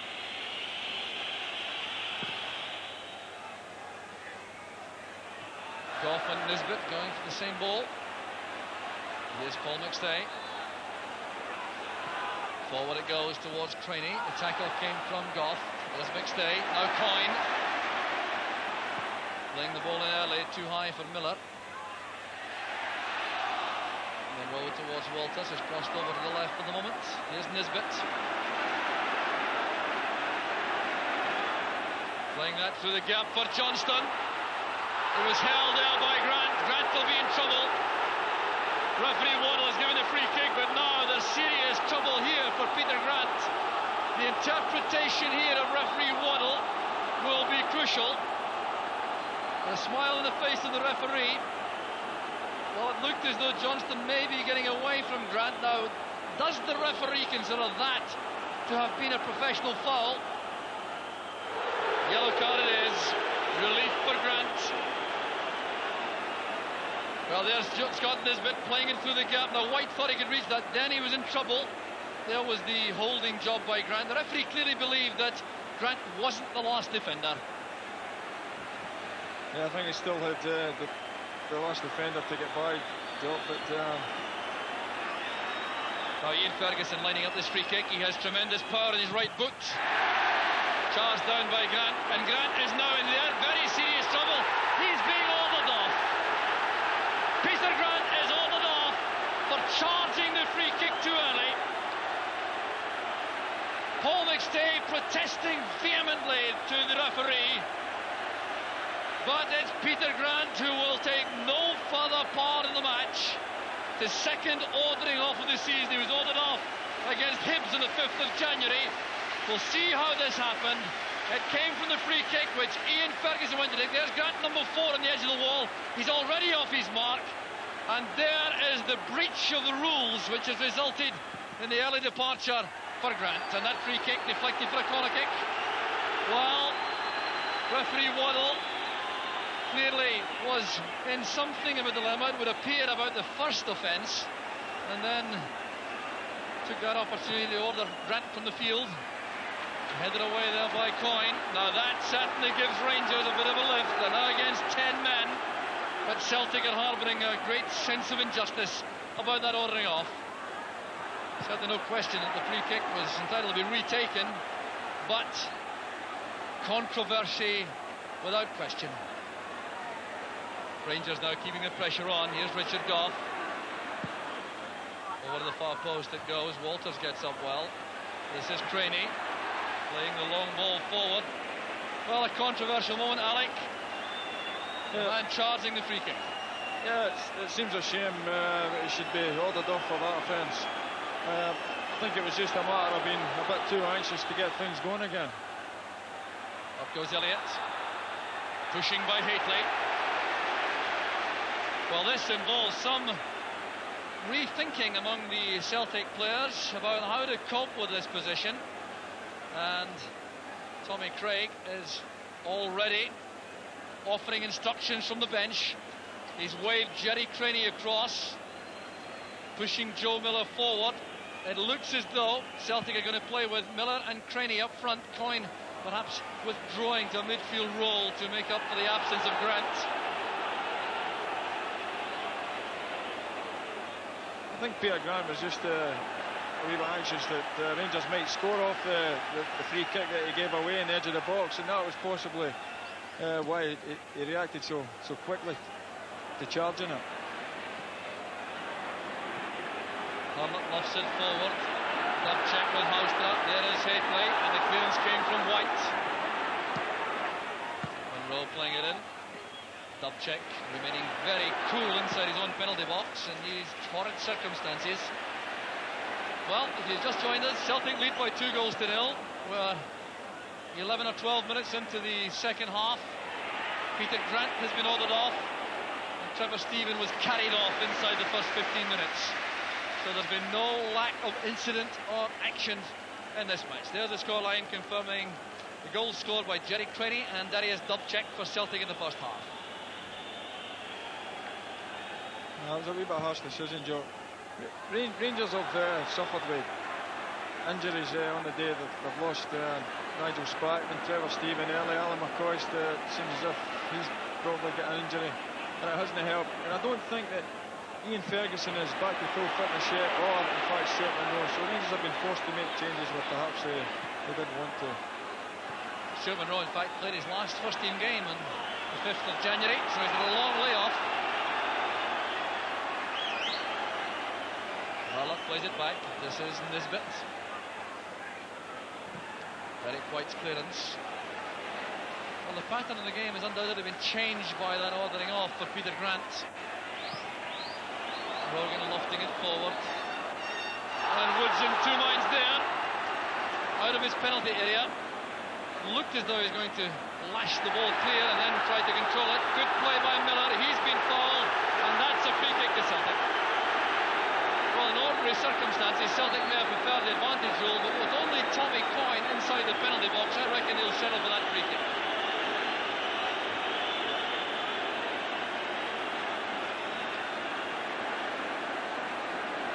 So, a chance for Paul Elliott to come forward again. This time Derek White has decided to stay back on the halfway line.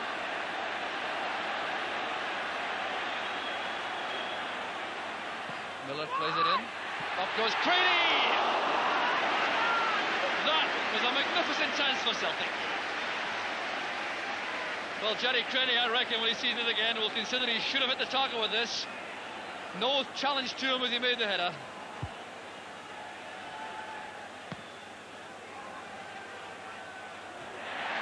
Elliott again so commanding in the air against even the prowess of Hateley in that department.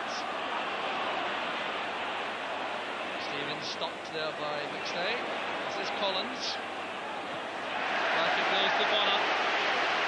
Well, Celtic also have the possibility of bringing Mark McNally on to play in exactly the same role which Grant was occupying, perhaps at the expense of a striker. It will be interesting to see how Billy McNeill and Tommy Craig sort this out.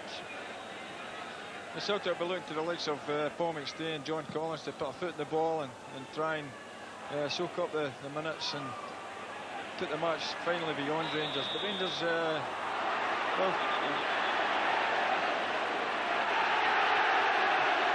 the incident, well, exchange of pleasantries there involving Ian Ferguson, Maurice Johnston and Paul McStay. McStay certainly was firm on that tackle on Johnston after the free kick had been given. It's difficult to keep track here. These the tackles flying in here. Instant pack game.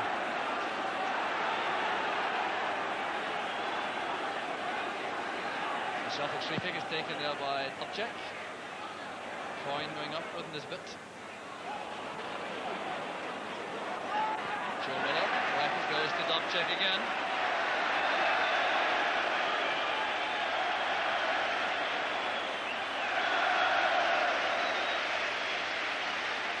And Celtic appear to have switched also to an orthodox flat back four.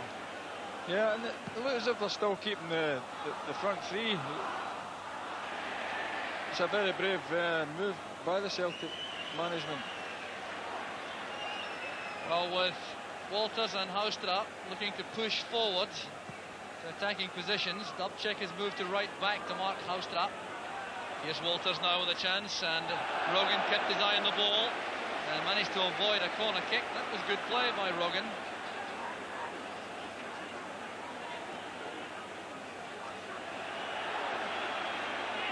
Walters thought he had a corner kick. He's been corrected by the linesman. So Gary Stevens has a chance for this long throw. Hateley coming across to provide a target. Turned away there by Elliott, off Hateley.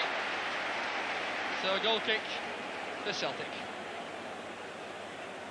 Well, very interesting tactically now with Celtic switching to that back four. Dubček doing so well as sweeper in the first half, but now at right back with Elliott, White and Rogan in the back four.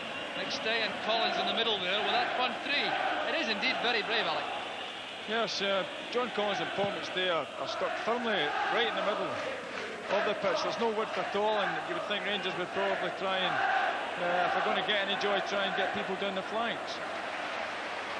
Well, perhaps that's why Celtic have pushed Rogan and Dubček back to fullback to look after Walters and Houstra.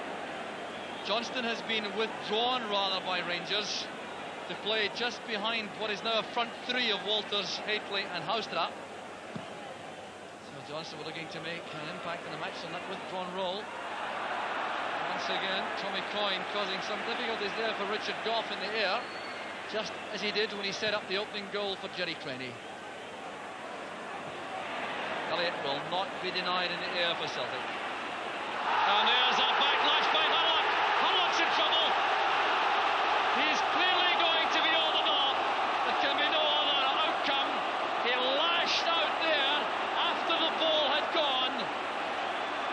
Terry Harlock looking there. It's the right-hand pocket. It's a red card for Terry Harlock. The victim was Tommy Coyne. An act of complete folly by Harlock, right in front of the referee's eyes. And Terry Harlock makes the long, lonely walk to the dressing room, going past the Rangers dugout there. Walter Smith gazing out without making any reference to Harlock. So here was Harlock. The challenge came in from Coyne. Harlock didn't appreciate it, and then you'll see him lashing out there with the right arm. That's why he was ordered off, and really, I think the referee had no option at all. No, I don't think he had any option. A bit of a crazy thing to do for Terry. I mean, I've been saying about him in recent weeks that if he takes a knock, he just gets up and gets on with it, but he reacted badly there, and possibly just the way the game's gone against Rangers, that's why he did react the way he did. Well, now it's Walter Smith's turn to be on his feet there on the track. He's going to have to adjust further the Rangers' tactics, and what he has done is pull Maurice Johnston back right into midfield. He's beside Ian Ferguson now, and the role vacated by Terry Harlock, so Johnston playing even deeper now for Rangers. Good layoff there from Madeley. Here's Walters trying to set himself for a shot. It's fine play by Walters, and Bonner on his 6-yard line to cut down the angle. Well, Walters certainly was patient, he was skillful, looking up there and hitting that quite firmly, but Bonner cut down the angle to make it look easy. Rangers are going to need more inspirational stuff from Mark Walters if they're going to get anything from the game. They're running out of time, and it's getting beyond them at this stage. Well, that ordering off coming 18 minutes into the second half, evening things out. There's Johnston. That's a good pass for Stevens. A long ball through the middle. Bonner well off his line. Well, there's been so much action in this Old Firm game.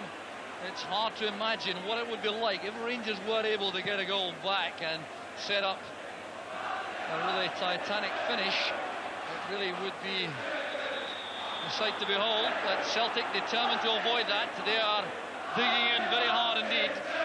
They were clearly concerned about the fact that they lost Peter Grant all off, and now they have the problem to some extent solved by the departure of Terry Harlock.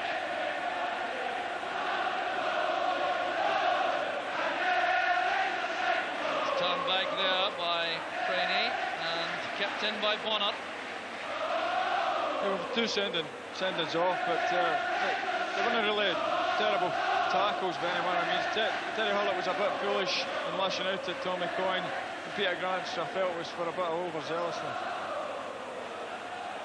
10 against 10 should leave a little bit extra room on the field, but such is the commitment of these players that it's still very difficult for anyone to find space to pull the ball down and make a pass.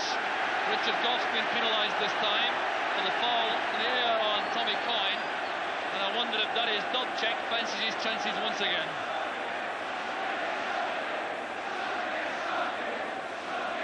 Well, it's certainly within his range, Jock, and probably going about the same distance when he scored this first half rocket.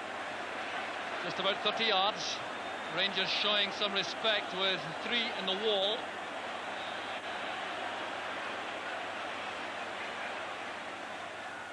Dobchek again. This time it's blocked well by Goff. Miller battling with Houstra. Here's Paul McStay. Well tackled by Houstra. Now Miller. Fine play from McStay, and that pass would have been troublesome for Rangers but for Monroe's alertness. Walters is away from Dobchek, now facing Paul Elliott, and Dobchek did extremely well. Showing a good turn of pace there, the Polish international.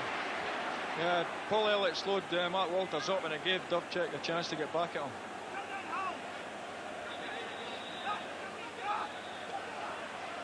Corner kick to be taken once the Celtic players withdraw far enough. Headed away well by Rogan, straight to Ian Ferguson. Goff hitting it wide for Nisbet. He started his career at Ibrox as a striker, so he's not unaccustomed to being in that kind of position.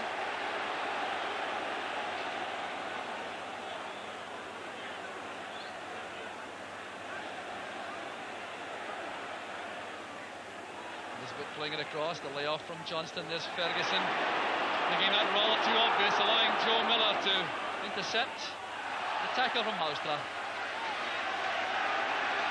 Miller thought he was fouled there by Houstra. So he'll leave that throw to Dubček.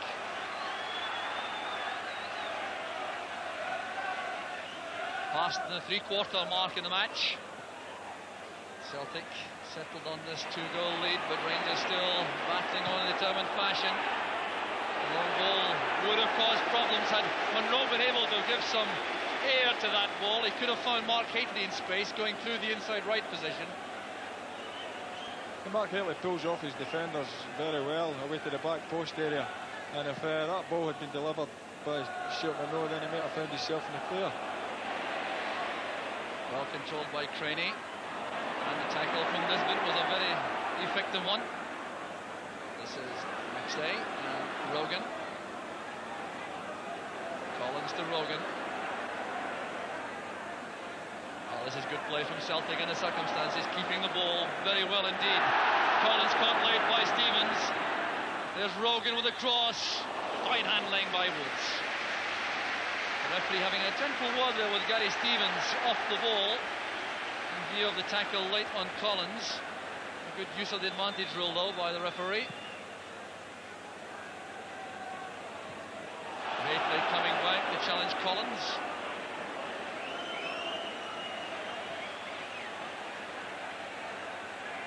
Walter Smith has left the Rangers dugout and may well be going up to have some discussions with Graham Souness. Here's Houstra. Good play by Houstra, tackled by Elliott.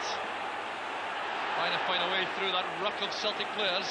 It's across from Ferguson to Stevens. Here's Walters.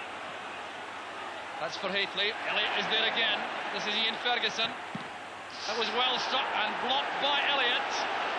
Elliott took the full force of that volley from Ian Ferguson. He's still on the ground as Miller breaks for Celtic. Taking on Stuart Monroe. He may try to go all the way on his own. And the pass going behind Tommy Coyne.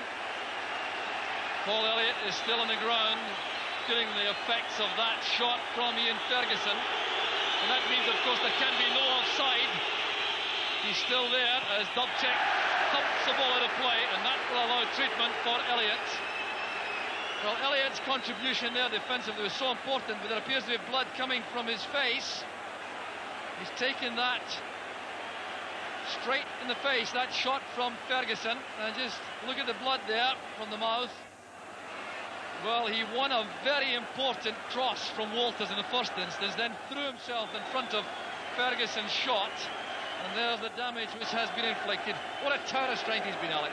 Yeah, he took a thunderous whack in the chest there, just in the face there. There's a bit of blood coming from his lips there.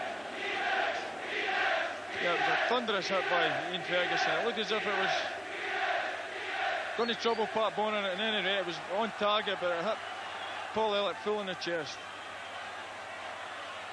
Well, Paul Elliott celebrates his 27th birthday tomorrow, and it looks as though it may involve a trip to the dentist.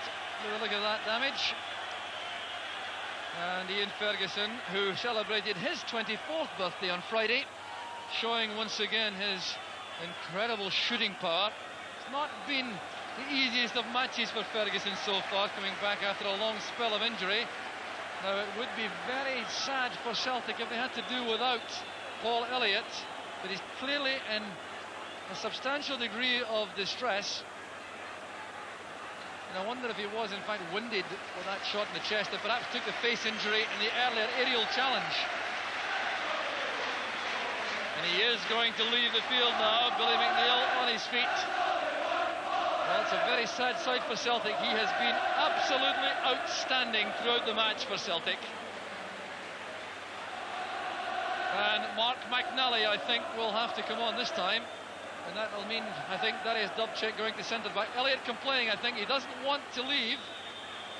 He doesn't want to leave the field. The doctor is there with Brian Scott, the physio. Still a lot of discussion going on about whether a change will be made as Ian Ferguson shoots again. And it's turned past by Pat Bonner. No, the referee says it's a goal kick. It wasn't saved by Bonner. So here's Johnston playing the ball across for Ferguson. Shooting the ball there, and Bonner at full stretch. I thought initially he'd got a fingertip to the ball. So changes now being made. Stuart Munro is going off. And on comes Tom Cowan, but Paul Elliott has returned to the fray. Well, he's had a change of jersey. Tom Cowan has come on in the midst of all that to replace Stuart Munro, who may be labouring just a little after the long layoff. So there's the change for Rangers. The second substitute committed. Paul Elliott has insisted on returning to the fray.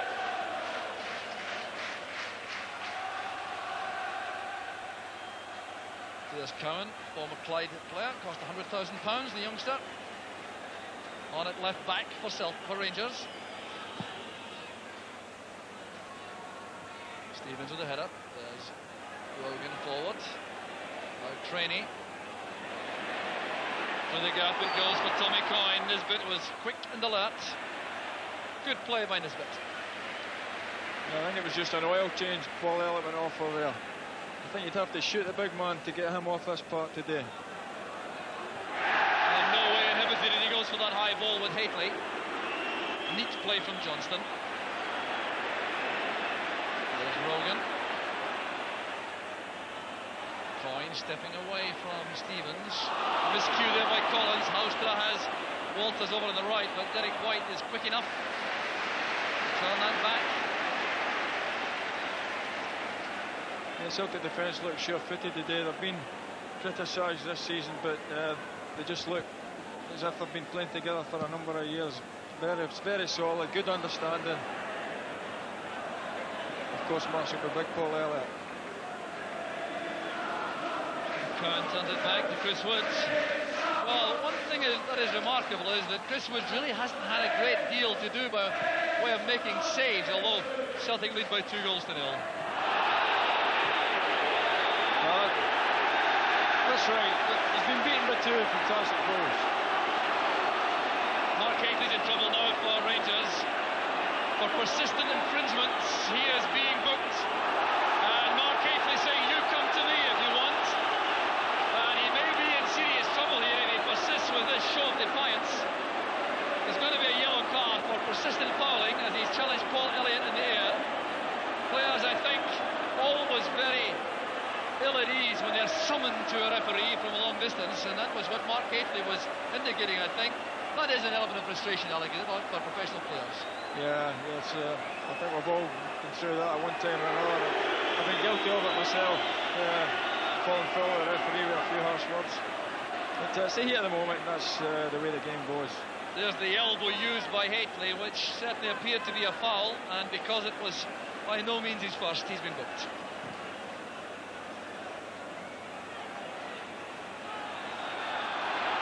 Wrestling match there involving Coyne and Stevens. Walters thumps the ball against Tommy Coyne, and referee Andrew Worrell being forced to call upon all his experience now to handle what has turned out to be an incident-packed match. Well, the Celtic bench will be concerned, I think, simply to retain this lead till the end. They have 13 minutes plus stoppage time to survive if they're to knock Rangers out of the cup.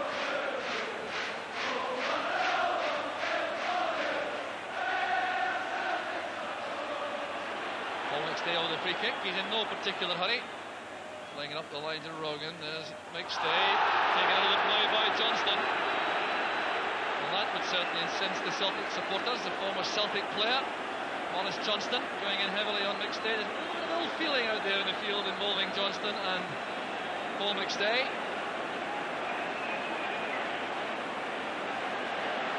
A few words being exchanged there also.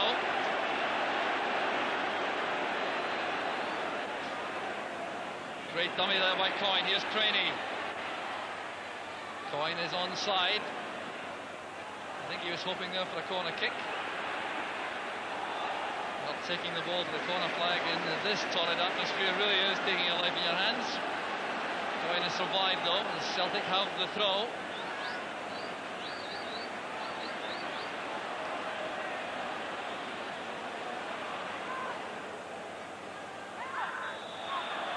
The ball was carried over there by Collins, that's why it's a goal kick to Rangers. Oh, with time running out, Alec, can Rangers do anything about this now? It looks beyond them. I felt that Celtic, the way they started the game, it looked beyond Rangers even at that early stage. But Celtic, a couple of silly things just creeping into the game at the moment. Jock, tempo's getting a wee bit frayed. A couple of late tackles off the ball. Mark Walters is in trouble. It could be very serious indeed. He made one very rash tackle a moment before. The referee allowed Celtic the advantage rule, but after the ball had gone, Walters clashed again with Tommy Coyne, and he too has been ordered off. Sheer mayhem here at Celtic Park as Walters follows Terry Harlock and Peter Grant up the tunnel, and we'll see why from this incident here. There was the initial clash, Walters and Tommy Coyne. Now Walters got away with that, but that was the second attempt. Now the incident was not yet over. It was after that that Walters continued the chase on Coyne and committed the offence, which resulted in the ordering off. So here was the chase. Walters continued there. There was Tommy Coyne, and there was the elbow and the collision there, which resulted in Walters' dismissal. Well, he certainly didn't make the task too difficult for referee Waddle with that act of folly. So it's 10 for Celtic against 9 for Rangers. It's 2-0 to Celtic, and time is rapidly running out. Richard Gough is pushed forward to join the attack. It's all or nothing now for Rangers. Houstra plays that to the near post, but it's stopped by Bonner. Yeah, as I said, I felt there was a couple of silly things creeping into the Rangers players' play. Mark Walters, just before that incident, had kicked the ball off Tommy Coyne's legs out in the far touchline. Okay, they're frustrated, they're 2 goals down, but they've got to learn to keep their head. And experienced players like Mark Walters should know that, especially players like him. That was Ian Ferguson going in heavily on Paul McStay. And the Celtic supporters in the stand reacting towards Graham Souness in the director's box. With every Rangers tackle, Graham Souness is certainly having a message conveyed to him by these Celtic supporters as Craney tries to break.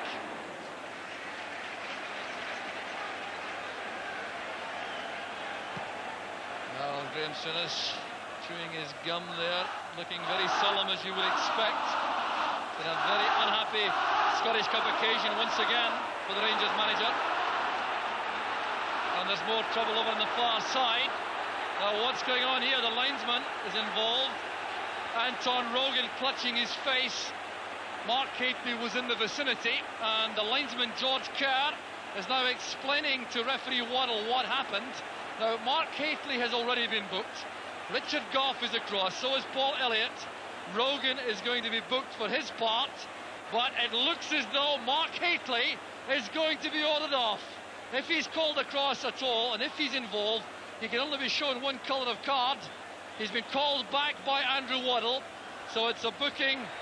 Is it, or is it a red card for both? A yellow it is for Rogan, and it's a red for Hateley.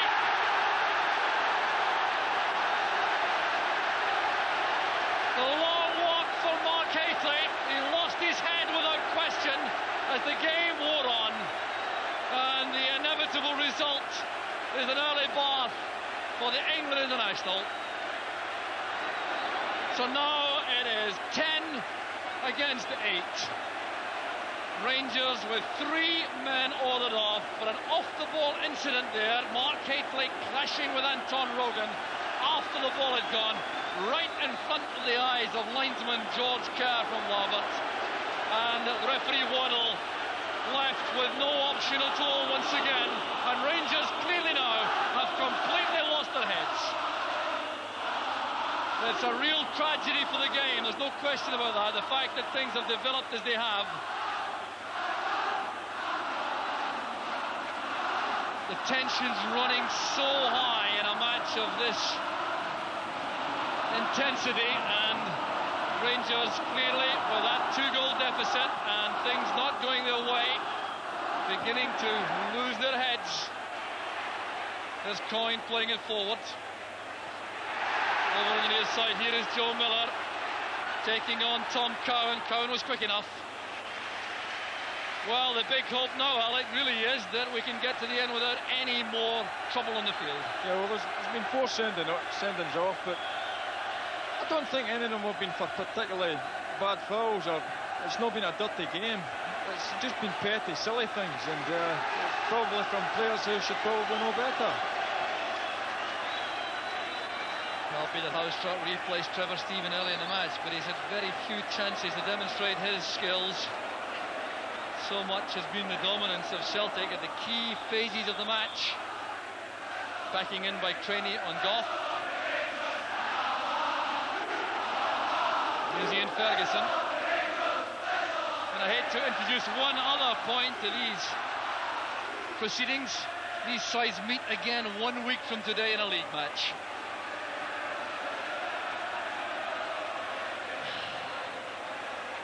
And of course there will be suspensions affecting all the players ordered off this afternoon.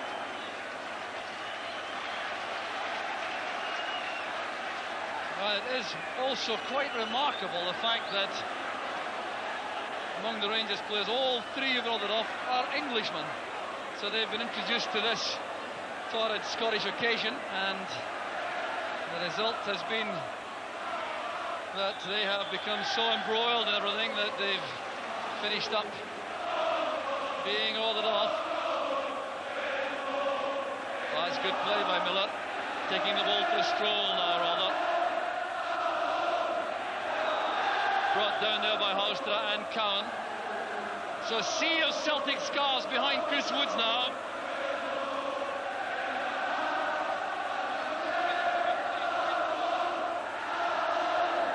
Well, these Celtic supporters showing the scarves there. They're clearly satisfied now that Celtic are going to go through to the semi-final.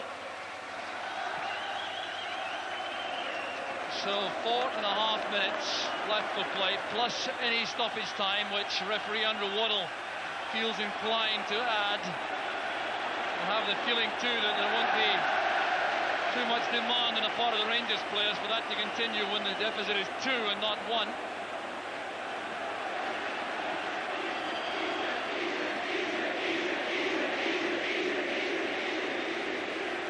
Trying to be easy from the Celtic supporters as Rogan plays it forward. There's Gary Stevens. It's controlled well by Goff. Now John Collins. This is Coyne. Rogan. Coyne forward for Collins. Cross goes Richard Goff. Tackle came from Collins. Well, the chanting and the singing and the cheering coming from these Celtic supporters inside the 53,000 crowd.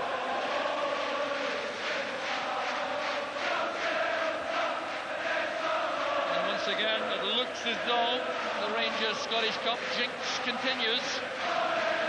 The last won the Cup 10 years ago in the replay against Dundee United. The longest barren spell, though, of Scottish Cup failure was way back early in the century when they went 15 years without winning the Cup. Looks as though it's going to be at least 11 now, unless they can produce a miracle with their remaining 8 players against the 10 of Celtic.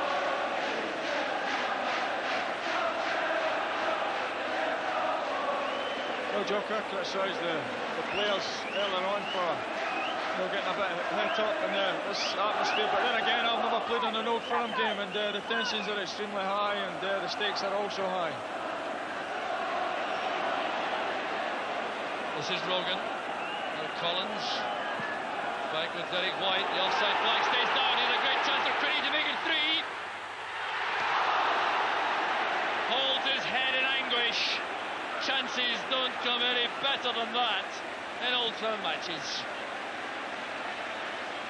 Well, this would have set the seal an excellent performance from Celtic and from Jerry Crenny. He was onside here as he collected that. Played the ball wide of Woods and wide of the post. Yeah, just bobbled a wee bit at the last minute for Jerry Crenny there, and just as he's about to shoot, just took a wee bobble and made it play wide. There's Cowan with Miller. It's back with Richard Goff. He's tried very hard, it's fair to say, as the Rangers captain, to keep things under control. Nisbet has to play it back to Woods.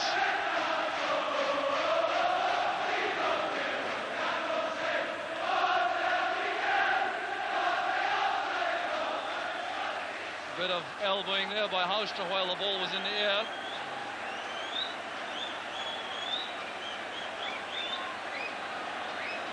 So it's calmly retained by Derek White and back to Bonner.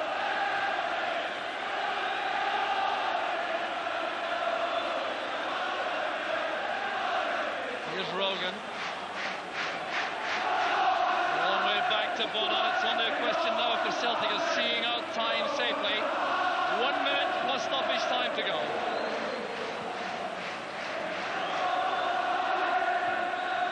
Goff's header. Crenny was the culprit there, barging there between Goff and Nisbet. So Cowan giving the free kick to Richard Goff. Well, Andrew Waddle didn't reckon with this. His first Old Firm match, he's ordered off 4 players. The first, perhaps the most controversial. That was Peter Grant. A second offence in charging a free kick before it was taken. And an easier task of Hurlock had a swipe at Coyne off the ball, and Mark Walters lost the head too with Tommy Coyne, and ending there with Hayfley clashing with Rogan. Here's Dubček. And Crenny trying to direct the header on target there in front of goal.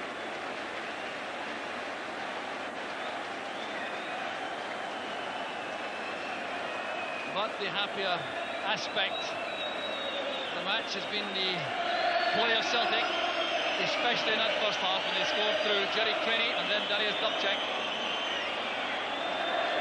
The task in defence for Celtic now looks to be easy with Rangers so depleted. Well, pulling in to survive right to the end despite a heavy injury. It was a brilliant start by Celtic to the match that set the tone for the game as far as their performance is concerned. A super little goal by Jerry Crenny, and from then on it was going to be Celtic's day.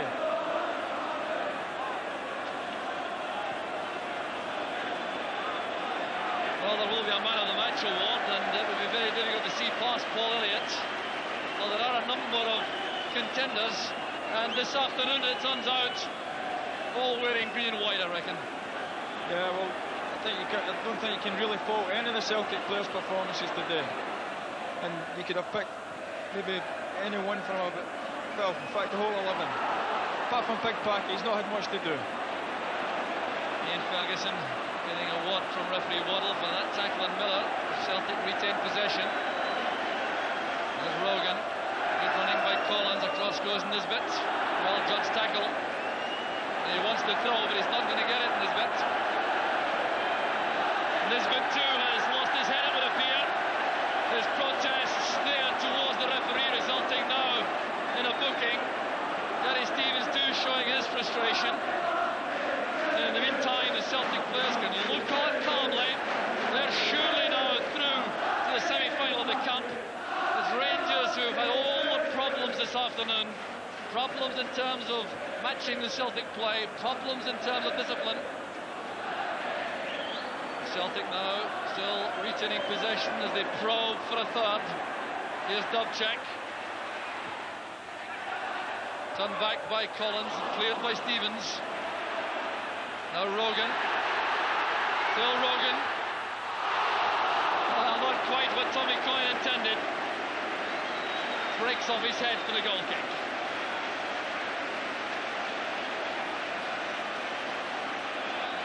Now there was Rogan's shot, deflected by Coyne. wide of the target.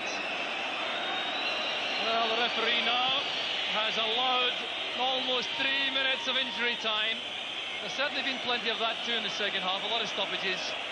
It has been by no means a classic football occasion, although Celtic went about the task in the first half extremely well with a committed, fast approach, which won the game in the end. Now the final whistle. Celtic are the winners by 2 goals to 0. Jerry Crady in 6 minutes. Darius Dubček in 37. And Billy McNeil is talking to Rob McLean. Billy, that was an amazing game. Well, we felt before it, Rob, if we were allowed to play football, then we would win. We did play football and we did win. The most important aspect about it, that's not to be forgotten, is that we played the football here today. We were entitled to win, and we never lost our composure, which was more important. The draw for the semi-finals is tomorrow. Celtic lost out on penalties last season. Is this the season in the cup for Celtic? Well, we're certainly in the semi-final. We're delighted for that. This was a big obstacle. We came through it with some ease, and I'm absolutely delighted. My players deserve every credit and every praise for the performance today. Happy St. Patrick's Day for Celtic. Certainly is, certainly is. Well done, thanks very much. Thank you, thank you. So at the end of a torrid 90 minutes of Scottish Cup tie action, it's Celtic who go through by 2 goals to 0. But I would have to say that this was not the kind of cup tie that anyone would want to see. A total of 4 orderings off. There were some fairly ugly scenes both on and off the pitch. There will clearly be repercussions. I think the SFA will obviously want to look at various aspects of the game, and I think it's taken an awful lot of the gloss off a very good Celtic performance, Murdo. Yeah, I think first half they were so good, well on top, played great. Second half there's so many incidents on the park off the ball, which was very disappointing. You know, if you're going to take your grievance out against a player, wait till he's got the ball, go and win the ball fairly. But I think everything off the ball just spoiled the game today. David, you've played in so many of these games, as has Murdo. It is easy to become caught up in the tension, but you can't really justify some of what we saw this afternoon. No, I think it was disgraceful the second half, both sides. I think, to me, the referee didn't have control of the game at any part of it right from the start. But that's no excuse for the behaviour that went on during the game. And I think all the ordering offs were really justified in the end. There's nothing else he could do. Murdo, obviously Andrew Waddell's handling of the game will be the subject of a lot of discussion.